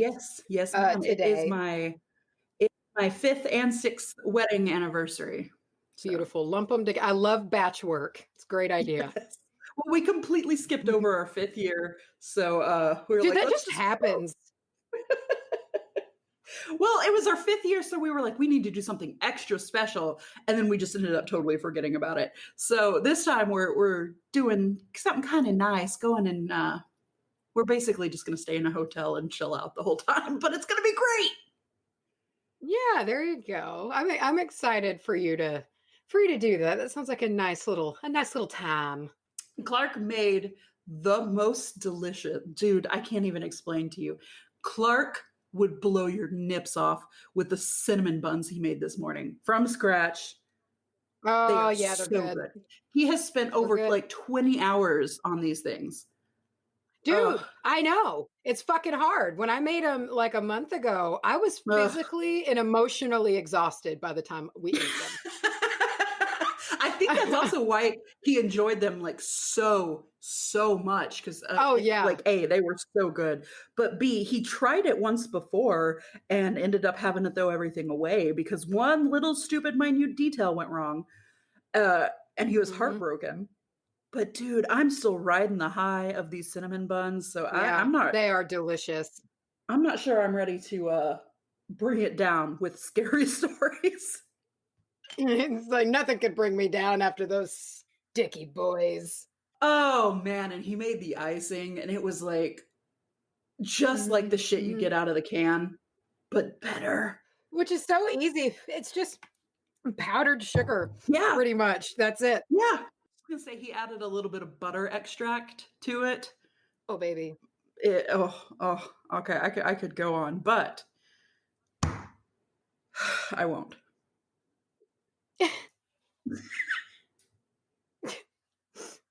This next story for you was sent by Stephanie. I've always been interested in the paranormal and spirits ever since I was a kid. I was 12 or 13 years old when my Christmas what the fuck story happened. I have a younger brother who is 6 years younger than me. At the time, it was just my mom, my brother, and me, as my parents divorced when I was 8. We lived out in the country where my 2 neighbors were elder folk. We had 2 acres to our names, and there was a cornfield across the narrow paved road in front of our house. The house was spacious and lovely, minus the damn scorpions that I've always found a way in. I could say the same thing about my house. It's spacious and lovely, minus the damn scorpions that always find their way in. Oh, country living. To my knowledge, the house was built in the 70s and only had one family live in it before us. Oh, nice and seasoned. I'm not sure if anyone passed away in it or not, but probably not. We had just finished opening up gifts in the living room, and my mom went to go to the kitchen, which was attached and open with half a bar structure in the way. There was no door between the living room and kitchen. My brother went off to somewhere. Eventually, I get up and start walking towards the kitchen. To explain the layout, when you went from the living room to the kitchen, on your right, there would be a long hallway that led to the rooms in the bathroom. The bathroom was far down to the left. the bedroom straight ahead, my brother's far to the right, and my mom's room to the right directly when you first enter the hallway, like a capital T shape. Connected to the kitchen and with the door was a spare room which housed the computer, the treadmill, and the extra stuff. It was straight ahead from the living room if you were leaving the living room, part of the top part of the capital T. When I got to the archway between the two rooms, from the corner of my eye, I saw a small body enter my mom's room quickly, like it had been caught. Ew. Immediately, I called out my brother's name and said, "Get out of mom's room," because a small body darting into a room had to be my brother. Well, both my mother and I snapped our heads to the spare room when my brother shouted, "I'm not!" My mom and I stared at each other, and what made it all scarier for me was that my mom was freaked out. Oh, Yeah, that's the worst. she was so not okay with this. I tried to downplay it, even though my heart was pounding. Maybe I told her as she rushed from the kitchen to her room, I had just imagined it. Maybe it was an eyelash pulling a trick on me. I must have imagined it. After all, we had woken up early just to open gifts. Maybe I was tired still. But even as I said this, I could still feel the goose flesh on my arms.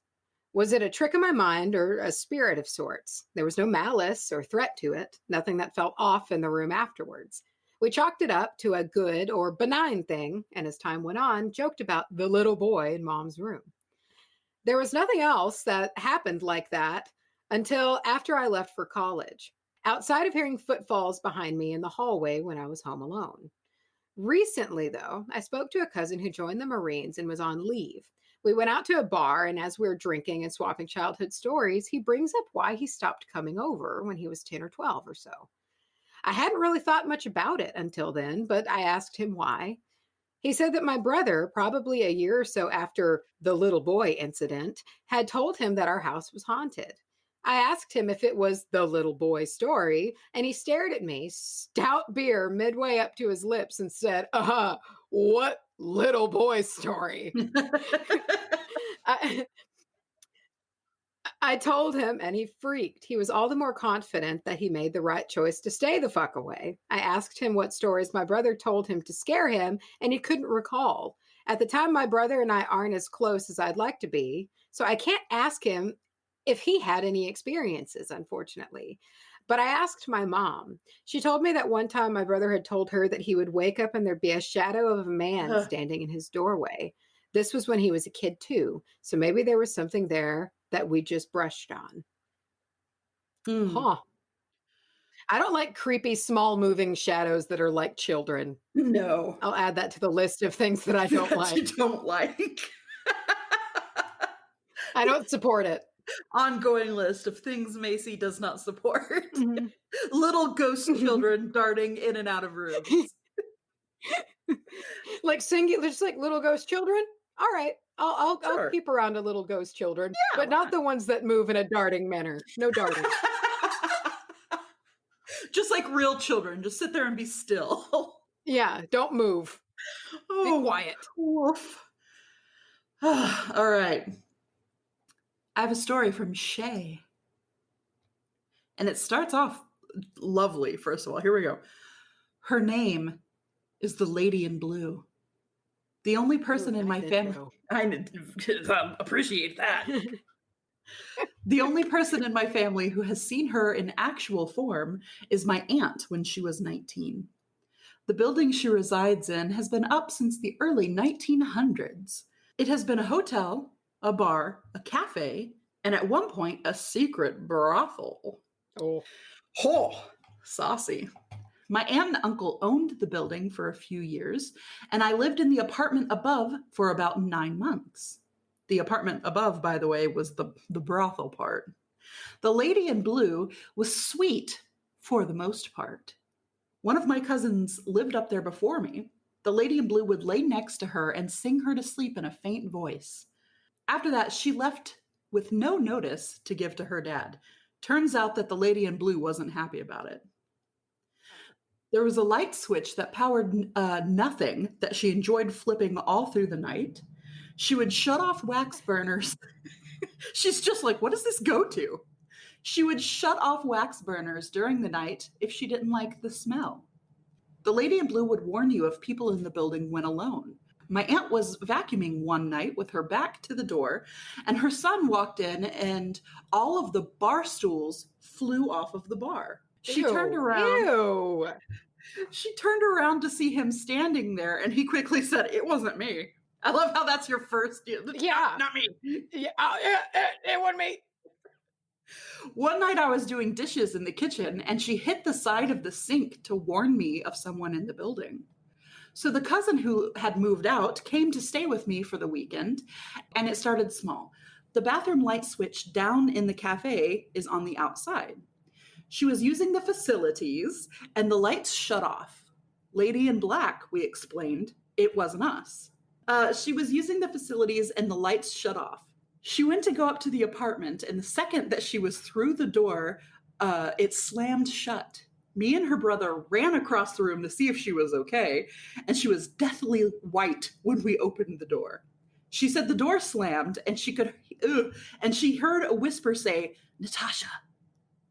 We promised her it wasn't us. That's another thing. Add that to my list. I don't like slamming doors. You know what? I might dislike slamming doors more than hearing my own name being whispered. I don't like a slammed door. I'm going to have to take the other way on that. I feel like I could handle a slammed door, but the second you come whispering my name, nah. Yeah, I know that shows more of an intelligence, and I feel like with intelligence, you have more of a threat sometimes. But I don't like being startled by loud noises. That's really the core issue here. That's the thing on my list, is I don't like loud noises. How about startling? Seems like anything startling. Darting movements, loud noises. Yeah. Okay, I'm with you on that. Yeah. Okay. Yeah. So she heard a voice whisper, "Natasha." We promised her it wasn't us. I told her to go up to the apartment, that we would stay downstairs and go outside apologizing for leaving. I said, I think that the lady in blue is mad at you for leaving and not saying goodbye. Natasha had no more problems with the lady in blue after she apologized. The only time the lady in blue, which is, I love it's been shortened to LIB every time. The only time the LIB was ever hateful was towards a friend of my cousin's. She worked in the cafe for a while, and glass bowls of sugar and salt and pepper would fly off tables at her. God damn. And once in the kitchen, a roaster pan lid flew off of the top shelf at her head, which shouldn't have been possible because the lid was upside down in the big roaster pan. Other than that, she was protective and kind of helpful. She's just moody every now and again. Did not like her slapping bowls of sugar at her. Yeah, she's like when you're mad and you're like cooking and you might slam the pots a little harder than normal. Like in movies, the wife is always upset, so she just like cuts things a little harder and puts the plates down hard. I feel like that's what she was doing. She was being that kind of stereotypical angry wife. Or it was like, fuck salt. I like her. I have one for you. This was sent by Sally. Disclaimer. I've always been a believer of ghosts and ghost stories ever since I was little, but I've never had an experience myself. This is a story of my boyfriend at the time's house who is haunted by a little girl and perhaps other entities. This story takes place before he and I ever met. He used to live in an old house in Oregon where he, his mom, his younger sister, and his baby brother lived. My ex had many different stories about this house, but there's one that stuck with me. I don't know all of the details, so please excuse. On one regular weekend day, laundry was needing to be done. The laundry room was down in the basement, so he went to start a load of laundry. After what would be about 30 minutes for the wash to be done, he goes back down to check on it. And the lid to the washer was wide open. Thinking to himself, I know I started the wash, but maybe someone put something of theirs in and forgot to close the lid to finish. So he closes the lid and waits the amount of time and goes back to check on it. The lid is wide open again. Damn it. Becoming a bit frustrated, he quickly closes it and storms upstairs to yell at his sister for messing with the laundry. She swears she hasn't touched it. He then storms to ask his mom. She has no idea what he is talking about, and his baby brother was too little to be messing with things. He then waits the time and goes to check the laundry, and guess what? The lid was wide open again. I would be pissed. I need my clothes, dude. Yeah, I would be really fucking irritated. To be like, that's an entity that, like, honestly, it's like, dude, I will just cleanse you out. Like, I don't care if you're nice. If you're gonna keep doing this shit, you're getting kicked out. I'm not putting up with that. Look, throw shit across the room, throw tantrums, but don't interfere with practical shit. Don't make my life inconvenient, okay? That's the core thing. Don't do it. This wasn't the first time paranormal activity has happened in this house, but the eerie feelings still rushed over him. He decided to close the lid one last time, and he put a heavy toy on top of it, thinking that would solve the issue. After doing so, he told his family what was going on and convinced them to leave the house for a little bit to see what would happen. After they all got back, he decided to go back and check the wash. He couldn't hear the water running or the machine whirring, so he was nervous to turn the corner and see what state the washer was in. As he approached, he could see the shadow of the lid was wide open, and the toy had been carefully placed on the shelf, well above reach from anyone without a ladder. Ew. What the hell? How could it have moved? It was heavy and no one was home. He closed the lid and ran the hell out of the house for the rest of the day. Feel that. I've actually heard the same story recounted by his mom and sister, both who cannot explain what happened that day or why. A few other stories from this house are many conversations between family members and random objects would go flying across the room for no reason, and it would only happen when 2 or more people were in the room. They would be talking in the kitchen and they would see a penny fly by in the corner of their eye, or pens would be thrown. The TV would turn off out of nowhere, and the volume would suddenly change from quiet to loud or vice versa. The CD player would eject the disc and return to normal states. The lights would be turned on or off randomly. They would hear footsteps on the stairs, and the thing that made them finally move, the house would randomly fill with smoke. Like an electrical pipe smoke, but no fire or electrical damage anywhere. The last night they spent in the house, they packed everything up in a day and left, as the night before the house was filled with smoke and you could hear loud bangs coming from upstairs. After finally moving from that house, he ended up talking to the previous tenants of the place, and they all confirmed the same crazy stuff would happen in that house. They've all seen a young girl in white in one of the rooms, and someone else claims to have seen a large man who may be the residual haunting with the loud bangs and smoke. I don't have much else to say other than this story has stuck with me and just confirms that there's so much energy going on beyond the veil of our knowledge and understanding. It just makes me creeped out, but also wanting to learn more. Ooh, the smoke and stuff that I don't like kind of a poltergeist shit to me. I'm wondering if there was and I don't like poltergeist shit. Maybe, you don't like, and it's just the list. I'm really adding all, I'm starting to realize pretty much, unless it's just like the friendliest, most helpful unpack your bags ghost, I don't like it. Anything spiritual. Hey, let's keep it going though. Let's actually start making a list, man. Let's just start sketching it down. I've got a story for you, hot and fresh from Eden. So, all right. Set the scene. I've got a job at a restaurant, 16 years old, called Palookaville. It was a punk vintage carnival themed restaurant. Whoa. I'm here. A recipe for the creeps, to be honest. Recipe for a good fucking time. Right before I got the job, one of the kitchen staff had a mental break and stabbed another cook 15 times while repeatedly saying, "I'm sorry." Thankfully, that sucks. Thankfully, no one, add that to the list of things I don't like, murder. Thankfully,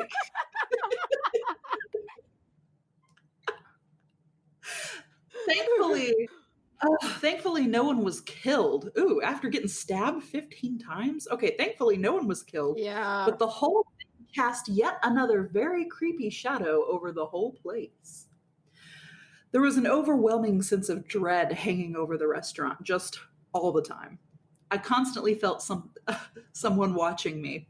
I worked there with one of my close friends, and we would always rush through our closing work at the end of the night, desperately Oh, trying feel that. to. One night, as we were closing, I heard a scream. My friend saw a dark Mm. shadow hanging over the sink in the kitchen. We rushed out and locked up. During day, during another day during our shift, a dish rag combust into flames just sitting on the counter next to the stove. And last That's but not really extra. yeah, I know. Can you imagine being the spirit doing that? Like, I know what'll get their attention. Last but not least, one of the worst experiences I had was upstairs in the storage room. This was my least favorite part of the whole building. It housed all the unused vintage carnival decor, uh, old out of use restaurant equipment, and all of the dry goods. I was having a really rough day and was taking a Oh. breather upstairs. I sat down and had my head in my hands, and then I heard a weird grinding noise. The hair on the back of my neck raised, and I felt sick to my stomach. I looked over, and in the room next to me, an old hand crank meat grinder was slowly turning and gaining speed. I heard the sounds of footsteps walking around the old floors and a hand brush the back of my neck. Ugh. I was paralyzed in Oh. fear, watching the meat grinder go with methodical persistence. That is maybe one of the most uncomfortable things I can imagine looking at. Just watching a meat grinder slowly turn and then you feel a hand on Yeah, the back it's of your worse that Ugh. it's slowly turning. I think the creepy turning would be like, oh, that's creepy. But the slow turning is like, hey, look where your foot's about to be. And I don't like it. All right, add it to the list. Slowly moving meat grinder. I finally snapped out of my deer in the headlights moment. I raced down the steep stairs, absolutely sure someone was following me, and I promptly quit the next week. Whoa. Mm, I want to come back. I I would. don't. Damn. That's gross. I don't like it. And the That's thing is, it could have been anything else moving slowly and it would have been all right. But the fact that it it's the meat grinder.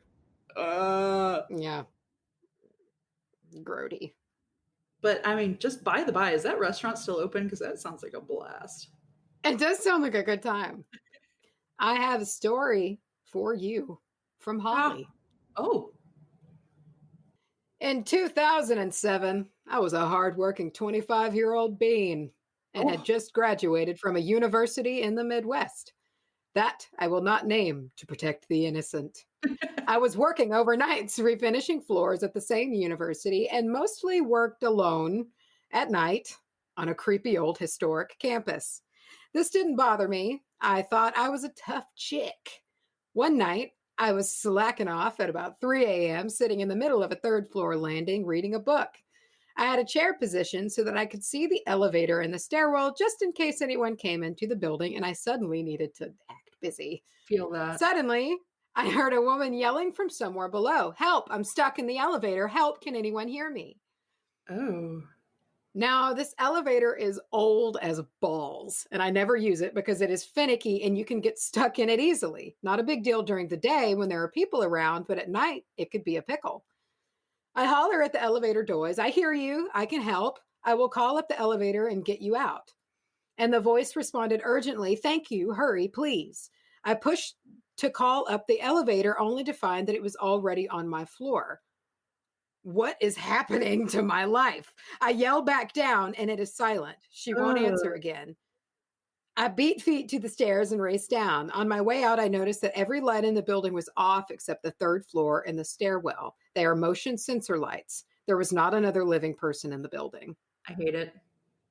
Later, my coworkers confirmed that the campus had multiple unexplained incidents. And with a bit of research, I discovered that this building had at one point been a teacher's college that had partially burned down in 1915, and the section I was in had been rebuilt. I never had another experience there, but after that night, I would never work in the building alone. I have experienced other supernatural things, but nothing as clear and real as that nonsense. It really shook me up. Sometimes I wonder if she's still trapped in that elevator. Ooh, that's a Sad. point. That's sad. That sucks. Let's go. Hey, look, next Spookysode, a guarantee. We'll go let her out. Can you imagine us just showing up and chucking some like burning herbs down a fucking elevator Right. shaft? You can leave. You're welcome. We saved you. Also, can I just say, I want to backtrack a little bit and just say how much I love the expression beat feet to run. Beat feet. I do too. All right. Well. Whoa. Yeah, I'm glad that's done. Now I get to edit it and re-listen to all of it again. I'm perturbed. There are several things that are going to stick with me from this spooky side. That always happens. Yeah. But I do feel like this one had a very high degree of really grody things. Yeah. And you know what? I feel like the last time that we did this, we had quite a few kind of sweet stories. Yeah, not this time. Not this time. No. We got to learn a lot about the things Macy doesn't like. Yeah, everybody knows so much about my do's and don'ts of ghost behavior. If anybody wanted to create the perfect like haunted house for Macy, they could kill you. They would give you a heart attack with all the information they have on. I mean, honestly, yeah. But here's the thing. I feel like personally, I'm not asking too much. I feel like the stuff that really bothers me is pretty common. Like yeah, I'll deal with you. Just don't be crazy. Don't act like, don't run in the house. Okay, fine. That's a sensible rule that, unless there's an emergency. And I assure you, it's not. You're dead. There's no emergency. There's no way it could be worse. Yeah, like don't act like there's an emergency going on. Don't make me think my house is burning down. Don't move in a jerky way. Like, just act normal. Wait, when did that happen? You just brought that one out of your butt. We've always talked about the disjointed movement. I know it exists, but it wasn't in this one. It's number one on the list, in case you didn't know. Like the gurning man? Yeah. And don't do those things. Just like the ghost in Lyra's apartment. She's great. She's fine. She's a beautiful soul. I don't know her. Haven't I have to tell you something. So we went, and this is just so cool. Are we getting a real life spooky story right now? Well, like kind of cool. Like I was really floored from this. So yesterday, we went over there to clean it all up because she, to like get it ready. And I love doing that, like cleaning up spaces to get ready to move in. It's maybe one of my favorite activities in the whole world. Yeah. And so we were in there cleaning up, and we had been there. Oh, it's wonderful. Like you're just preparing the space and getting energy ready. And it's just, I love decorating and moving. And like, I don't personally like to move, but I love to help people move. It's like a blank canvas. It is. And so I was just kind of, we'd been there for a while, and I had already bleached the living room. Like, so, there's like bleach smell everywhere. And so there's this really lovely old school guest bathroom with this old 1930s, like, wallpaper in it and shit. It's just really cool. I love it so much. And I was in there just cleaning like the Formica with the gold fleck countertop, and was cleaning it up. And I just got overcome with like, have you ever like bought a candle and left it in a car and like the scent is so deeply saturated? I got like hit with the straw, like I almost couldn't breathe. It was so strong in this tiny little room of cinnamon apples.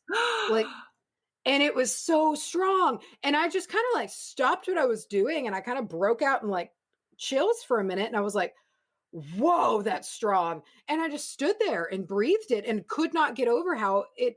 And I opened the cabinets because like, there must be like a little potpourri sachet in here and we just haven't found it yet.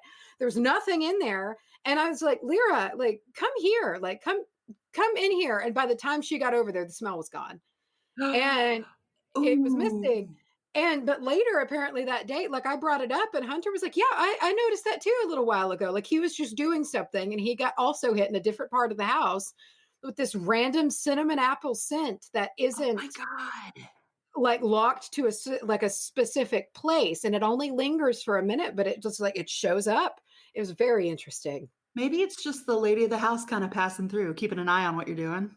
I think so, because Yeah. she's pretty active, like I've told you, like she made herself known and, she likes the space. She's happy to be there. And, and that's kind of, we were both very respectful all day. Like I put a little diffuser in there, like one of those little essential oil ones in that part of the house. And I was like, this is just like some orange oil. And like, I was like, it's not a big deal. Like we're just cleaning it up. And like everybody was being respectful. And it was just so interesting. I mean, it was such a Huh. strong smell. It smelled like I had dunked my hair in like cinnamon apple, like candle scent. It was that Damn. strong. And it came out of nowhere. And then when Hunter said he smelled it later on, just like when he was cleaning the kitchen or whatever, it was like, oh my God, that's what a lovely scent, first of all, to have as I your mean, signature. for sure. Yeah. So I was I, floored by that. Like I had like the energy that you get of being like, holy fuck, that was an experience. Like yeah, not that that was was a not thing. provable. Like something weird happened. Yeah.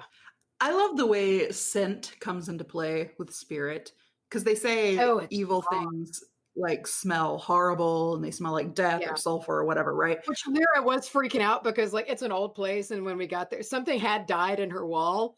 And it's like the house was built in the 30s. And like you could smell it in the wall and whatnot. But she was like freaked out for a second, like, why is it smelling like cinnamon apples to you and like dead animal to me? I was like, no, it smells like dead animal. I promise. There's a dead thing in your wall. But I so got it. I so related to why Oh she was yeah. concerned. Like, How scary don't would fucking that have worry. been? Oh my God. So Dude, scary. And I was if like, you and it's okay. Don't if worry you and about it. Hunter were both sitting there like, oh, it smells like cinnamon apples, and then Oh, and her, she smells like rotting flesh. the one about to move in. No, I think it's welcoming. I think also that cinnamon and apple are um they're both very widely used for like blessing a new home and like kind of a welcome Mm-hmm. thing, even in non-witchy kind of ways. They've kind of wormed their way into like a home blessing, home welcome kind of thing. So to me, I'm just like she's saying, "Come on in." Well, and I also feel like she has good taste because like yesterday was like by the time we got there and flung the house open, it was like 65 degrees outside. And Oh, maybe cooler. And it was this crispy, beautiful, dry fall day. And I like to think that she was like, this is a fall scent kind of yes. day. And she could customize. You know who it is? Hmm. It's Mrs. Cornelius Beekman. Oh, yeah, or it's at least someone familiar with her work. Yeah, a lady of a well-read a well-read lady is what I was trying to say. A non-conspicuous woman. Oh. And then and then y'all forced her to sit there and watch you eat McGangbangs on the floor.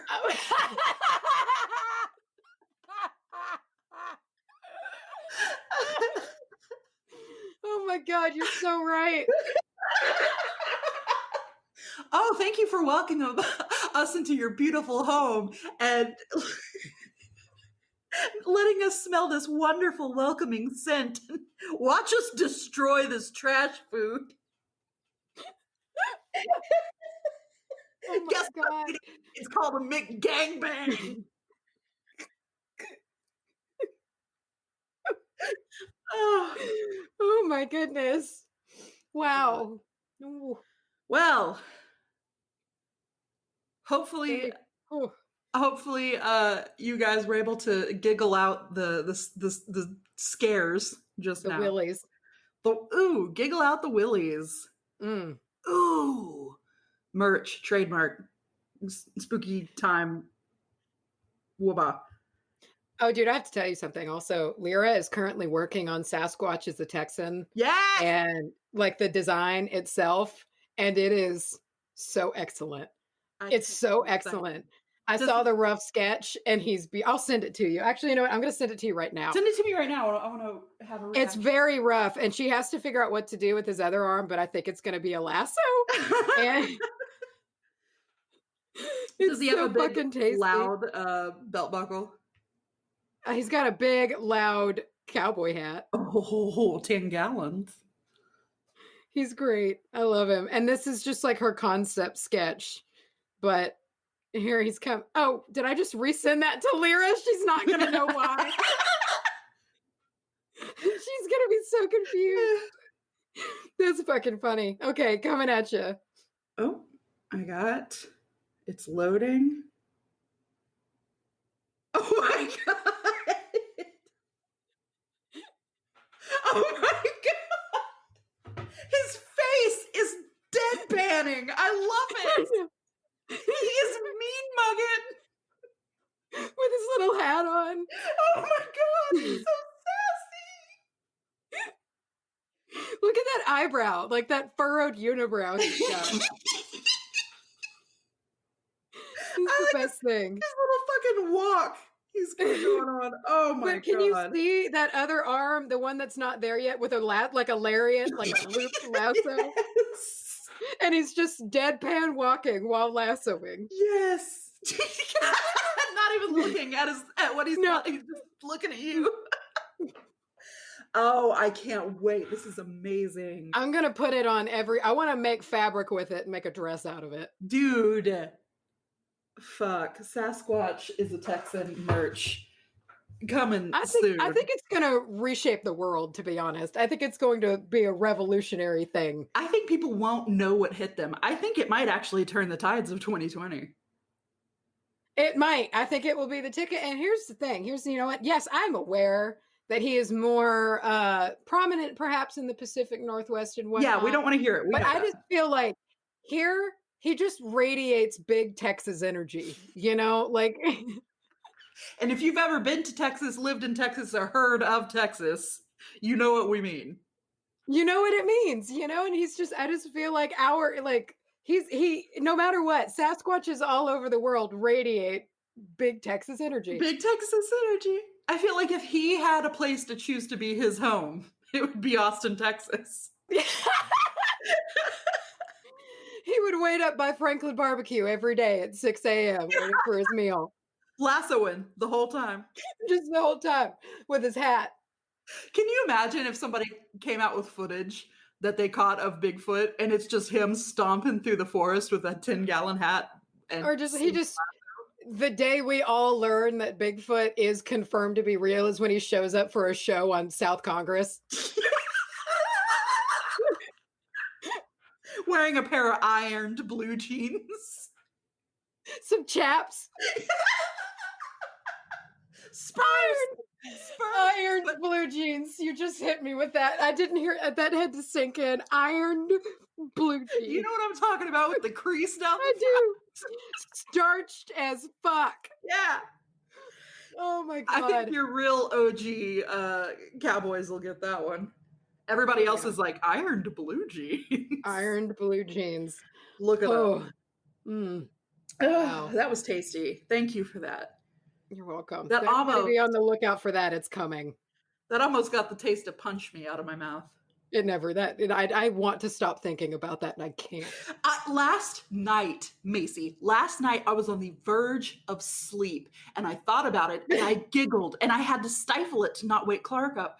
And it suddenly turned into that moment, you know, like back in school when you and your best friend were giggling, but you couldn't because the teacher was teaching. Yep. And that makes it so much worse. And I sat there for probably 15 solid minutes just vibrating. It's horrible. I had a moment this morning, and it was stupid. It was when I was pinning the garments, like for that crop top that I'm making, and it came to me. I just heard it in the back of my ear. Just, punch me, Punch just me. like, what? Dude, I want a black beanie with just white letters on it that says punch me. Punch, all lowercase, like. Oh, well. Wow. That's going to happen. Mm. Oof. Thank you for tuning in to the Spookysode. As you can tell, it's made us a little loopy. Yeah. 3 days of talking about this kind of shit. All you could do is grasp for humor. Oh my God. And you know what? We're about to go stay in a hotel, which, yay, I love. It's one of my favorite things. But staying in a hotel is also one of the scariest experiences to me, because at some point I will wake up in the middle of the night and feel like there's somebody standing on the other side of the door. A ghost is just like nibbling on your earlobe. Every fucking time. Every time I don't care how nice the hotel is, I will wake up in the middle of the night and I'll see fucking, a shadow or something in the corner. I know to expect it, and it's going to be worse. Well, at least at this point, that shadow is going to slither on over to you and it'll nestle right by your ear and look you right in the eye and ask you, please, just to punch me. What if I say it to him? What if we lock eyes? And I just say, punch me. You say it in perfect unison. Oh, God. Ow, ow. I can't wheeze any harder. Jesus Christ. Ooh. Can you imagine if you're a spirit and you're going to try to like freak somebody out, and then you lock eyes and you're like, I know what I'm going to say, but then you both say, punch me. Oh my God. Okay. All right. You know that meme from It's Always Sunny in Philadelphia where Mac and Charlie are staring at each other from across the restaurant? That's what I feel like it is. Oh, beautiful. Okay. Well, I don't know where we can go. We can't get any better than that. So left in my body after that. Yeah, I'm like a wrung out dish rag. I need to go rejuvenate. Yeah. Join us next time where we will be talking about something not terrifying, but we will probably still say punch me. Well, oh yeah, y'all better buckle up for that. That's just like how we apparently like have these things that we lean into for about 3 months and then forget about forever. This is the new one. Yeah. And if you don't listen to the Spookysodes, you're going to be completely out of the loop and be like, why are they saying punch me? And we'll see like 40 posts on Facebook that's like, can somebody please tell me what punch me means? Why is this happening? Dude, our listener rate is just going to plummet. We knew it was going to come one day. We start to reveal our true selves and everybody's like, bye. Oh, dude, these bitches suck. Oh, God. That's what the reviews say. The funny ones, at least. Okay. Well, I'm leaving now. All right. I'm going now. Got things to do. I do. I have to pee. So I'm going to leave you. Please have fun at your thing. Send me pictures. I don't know why. I just want to see your little trip. Oh, I absolutely. It's the hotel, which is like, first of all. Oh, yeah. Wow. Because we were like, we're not really going to actually do anything. We're just going to go stay at a place. But it's cute. I think that's where Hunter's prom was. What? My prom was in South Fork Ranch, which is where they shot the show Dallas. Whoa. Yeah. You're basically hanging out with a famous person. I'm basically in Dallas. I shot JR.